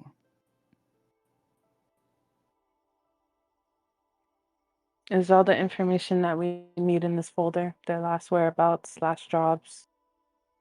It's as much as we could collect because everyone who attempts also goes missing. I'm not sure if they are dead or not, but at least I can tell you that we can have confirmed 5 dead bodies. And you've had the dead bodies. Sadly not. Just pictures. Trust me, I'm as frustrated and confused about this case as you are. I barely have any information, and anyone I send can barely get me any information back or dies trying. All The right, numbers we'll of see us what that we we keep can do. losing is getting worse. All right, I'll see. We'll see what we can do. Do you have a room that we can be in to go over everything? The A old room is private still room? available. Don't worry, you still have your old room. Okay. Just get the fuck out of my face, Hellborn. The slurs are funny coming from you, and we just walk away. What I do? I want to flip him off while we're walking away. What species is him? He's an elf with. Oh, of course. The elf with the slurs. How a brand. He's an elf with all 4 of his appendages are made of wood. And he's racist. He's quadriplegic, but he uses wooden hands. Cripple. He uses kind of prosthetics. The best thing about that is I could still poison him. Dirty fucking But cripple. all right. I just want to say, Keith, you're a droid. Make his arms grow in a weird way where he can't do anything. I'll allow it as long as it's I'll untraceable. allow it. I want to see it. Make his arms grow into his stumps until they stab him through the heart. I don't know if we should kill him, but now that I know this information, We can't. We shouldn't Like, kill him keep yet. it in mind if the guy gets a little bit too handsy. You know what I mean? yeah. All right. So as we all have that collective fuck you moment, I start leading the way to my old room.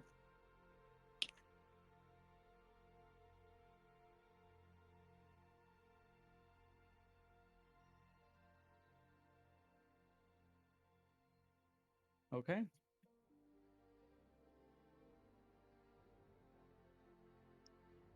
With that, it seems that our party is all in different places. Aralia, Carmilla, and Left are currently in Ensa's, where they're dealing with the new murder mystery of who is killing Forbidden Corridor members. It seems that Ricky, Maribel, and Freyer are currently still, and these 2 years resolving the conflict that has been happening for so long, currently in the Gobwoods, which is now seems to be a battle for resources and a roof over people's heads. Calico, being an abusive piece of shit, Just learning about the law. And only strengthening his magic.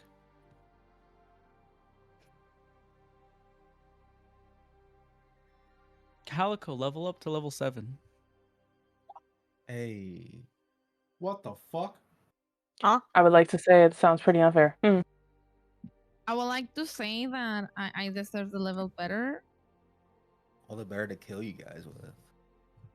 It wasn't Okay. you. It was someone else. It wasn't you. Okay. So And- Calico went up 2 levels. Okay. No, he was Tough level talk 6. from someone in a void distance. You're in chomper distance, mate. Start I didn't running. even finish my dialogue. God damn, you guys are roasting him. I'm sorry. And Ajax and Elliot, you guys are currently in Ixton. Now knowing where your friends are, who knows? You guys plan to head off to see them.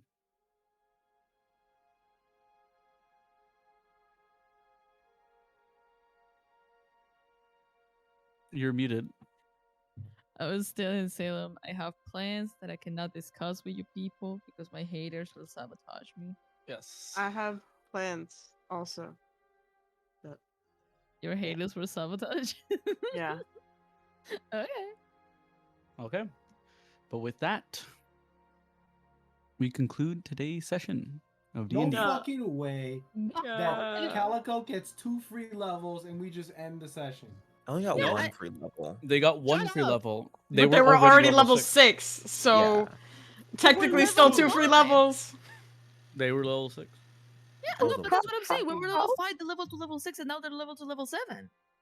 Yeah. Yeah, but they're also not part of the party, so they're having Uh-huh. different things going on. It's lore, Ah, guys. such a Don't bitch. question the Such a lore. Lord, So I Lord. spent 2 Lord. years Shut in it a out, place audacity. where I'm training and doing resource gathering and I don't level up. Okay, whatever. I think have the we really done lore the is that training yet, actually?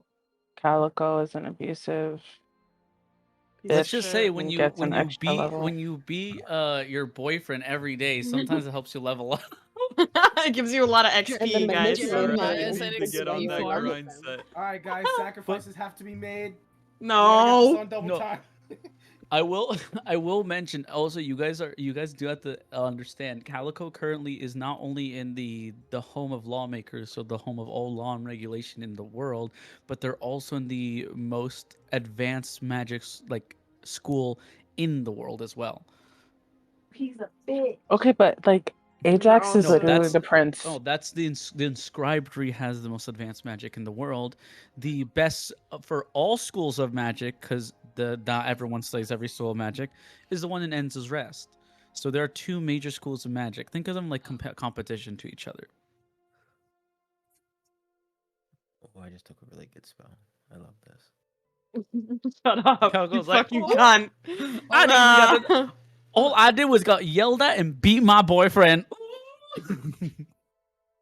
I hate you. Alyssa was saying something, but got cut off. I said Ajax is literally the prince. I think that deserves a Yeah, level. where's I'm my just free saying. level? No, I'm just kidding. I It's don't also want free it's been levels. 2 years. Exactly. It's been 2 Yeah, years. but Free also just leveled up, guys. Let Philip cook. Let Philip cook. Yeah, why has it been 2 years? I'm kind of out of the loop. Oh Because yeah. we separated in Inkster and we went to separate ways. You went to Ensa's Rest with Aurelian, Kit, and Carmela, and we went to Mhm. Oshiro. The rest of with us went to Ricky and Oshiro. Maribel. Yes, then- and it's been 2 years since that endeavor because there's a lot of things that stopped you guys. There's lots of things you guys had to do.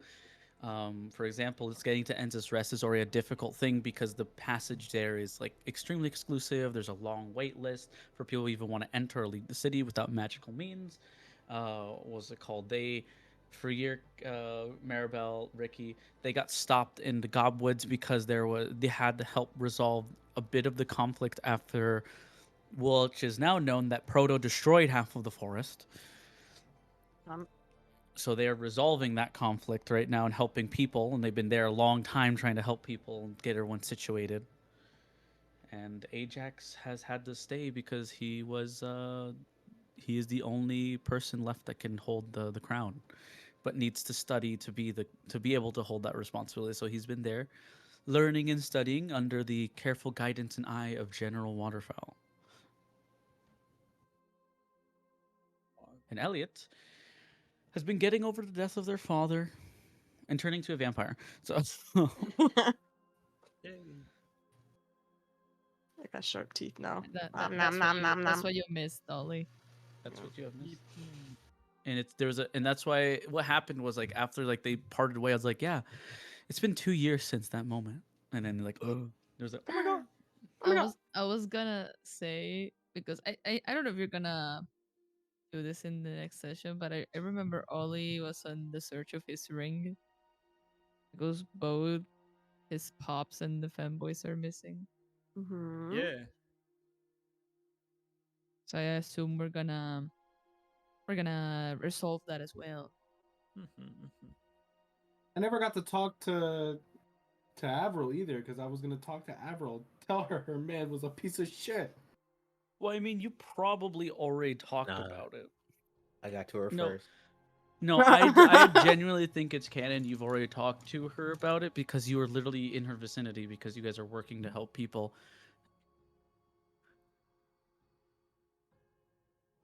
So she knows and she played along? Copy. Well, the scene of Calico talking to Oh, that was in Avril, the past. That was in the yeah, past. that was in the past.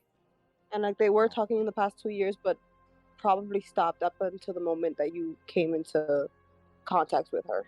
And talked to her about it. Yeah. So Ben, you said the words to Calico. What am I gonna tell your wife? I have 100% been like, yeah, and the band has gone crazy. Oh shit, dog. They got fucking crazy and shit. Like, especially that bird one, motherfucker. God damn. Yeah, if they say anything, don't listen to a word they say. Yeah, They're so all schizos. Calico's a manipulator now. No. Yay. Don't say Level no. 7 manipulator. Don't say no. Rue, I have Bitch. some government files I'd like to share with you later. Because I also Oh. called Calico a fucking manipulator. I'm not No, manipulated. ATM. No, because I was telling them like, what a way to manipulate Ajax. I'm not manipulator. I'm fine and you're dramatic. Fucking nerd, the drama. I also All want to. that stinky, dusty drama. I also want to. Really fun fact. Remember when we mentioned Ajax is in his room studying? Yeah. The room you took is Dortak's old room. Yes! Stop. Only fitting. This is enough. There's a royal chamber, but you denied it. Mm-hmm. That It's you my felt boy. more comfortable. You literally told like them you felt more comfortable sleeping in your father's room. And you did. So lots of the shelves are filled with a lot of his old toys, some of his old blankets, stuff like that. My dad. Your dad. My dad. Boogie woogie woogie. We took two different. Jay said my dad. You took my dad. Boogie woogie. I did my dad. Wee. you reference a whole different meme. But goddamn. Guys, we're Yeah, gonna be next Sunday already. How's everyone feeling? What's the vibe in the room? A little underpowered, to be honest. I feel Can great. you I'm look at my ready to DM find though, people. Salem? Yes, I did, and yes, Okay. I'll allow it. Yes. Okay. Thank you. I was worried about that because I'm like, fuck. Oh, the Mm, picture. Okay, of I'm gonna Ricky go with take the a crown. computer break. Goodbye, Oh, everyone. hi. Bye-bye, car. Later, Scarlet. All right. I'm happy. No I think one's today's session went well. It was amazing. I loved it. Or magic items. What? Magic items. What about magic items? More for the party. More magic item, true. I mean, I got an arm that's essentially gimme. It's a gimme You got a arm. gimme Gimme. Also, I got a gimme um, arm. what's it called? Ajax. Joel. Do me a favor. In your feats, if you can, add Oh. the feat of grappler. What is that? Oh Means my when- gosh, your grippers are getting grippier. Grappler's a feat that allows that when people are too close to you, like you can like jujitsu them into like submission essentially. and you remove your own movement, but you can essentially detain a person if they get too Grappler. close. Grappler. You have advantage on attack rolls against a creature you are grappling. You develop the skill necessary to hold your own in close quarters grappling. Mhm. Is that one? Yep. It Means wasn't you can fist me. fight. It's one of the things you've. Hey, I never said you guys didn't get stuff. I just said you guys won't level up until later. Plus, like, I assume this is more lore driven that level up. Mm-hmm. Okay, yeah, makes sense. God. I was gonna say, And you can't say I don't give you guys anything cool. Did you not just see what I gave Elliot? It's a gimme. It's a free gimme item. Like, gimme that. It's a. I say gimme that and I want it. It's called Reach for the Reach for the Stars. sky. Reach for the stars? Reach for the stars, not reach for the Skies. sky. I thought I said. I Reach thought I for heard the skies. sky. Reach No, for the it's reach for- stars is cooler. Yeah, it's called Reach for the Star. Bye-bye, Island. Bye, Bye-bye. bitch. It's Reach for the Bye, Star. George. Essentially, it based off the principle of technically all of us were on the same. We're on like just the same sheet of paper, and technically everything is in the same exact space at the same exact time. So Gale is being space. He's able to like know that and move things accordingly to how he wants. So by giving you this Reach for the Stars, it allows you to, if you really want, pull any object of your choosing, person, just an object, towards you as long as you fuck. really want it. In combat, it will take a whole action. In regular, it really is just you're going to just roll performance to see how much you really want to have that. Salem, can we have like a separate meeting about my character sheet? Yes. I was gonna say real quick. This is not related to like anything lore or like kind of like lore driven. Since there's people that like Ellie that have changed their appearance, should we Yeah. make new headshots? I'm probably going to make new things because I have to because everyone's changed in some way. Yeah, I think it'd be a little awkward if, I have a whole new look and I'm still, this Like this. shot. For example, Definitely not what I would Freer, regret. Freer no longer just wears his little orange sash. He actually wears like a custom, like a traditional Gobwoods clothing now. You have several new sashes now, especially because you have a piece of your new Peepaw sash. Then haven't You have some of Richter's sash on your own. I wanted to say just I'm to still mad I didn't get to see the old man. hold on, listen. I was gonna say just to keep like a reference of the portraits. If you guys want anything changing your portrait, like can you do it again and send it to Yeah, us? it's been 2 years. Some of you should have changed. Yeah, like if you want to change something or add something, let Alright. us know so we can make. And new I will portraits. try for this next Sunday everyone to have everyone changed to whatever they changed. Exactly. Make sure to get Can that you- picture in Can by you redraw tonight me? or tomorrow.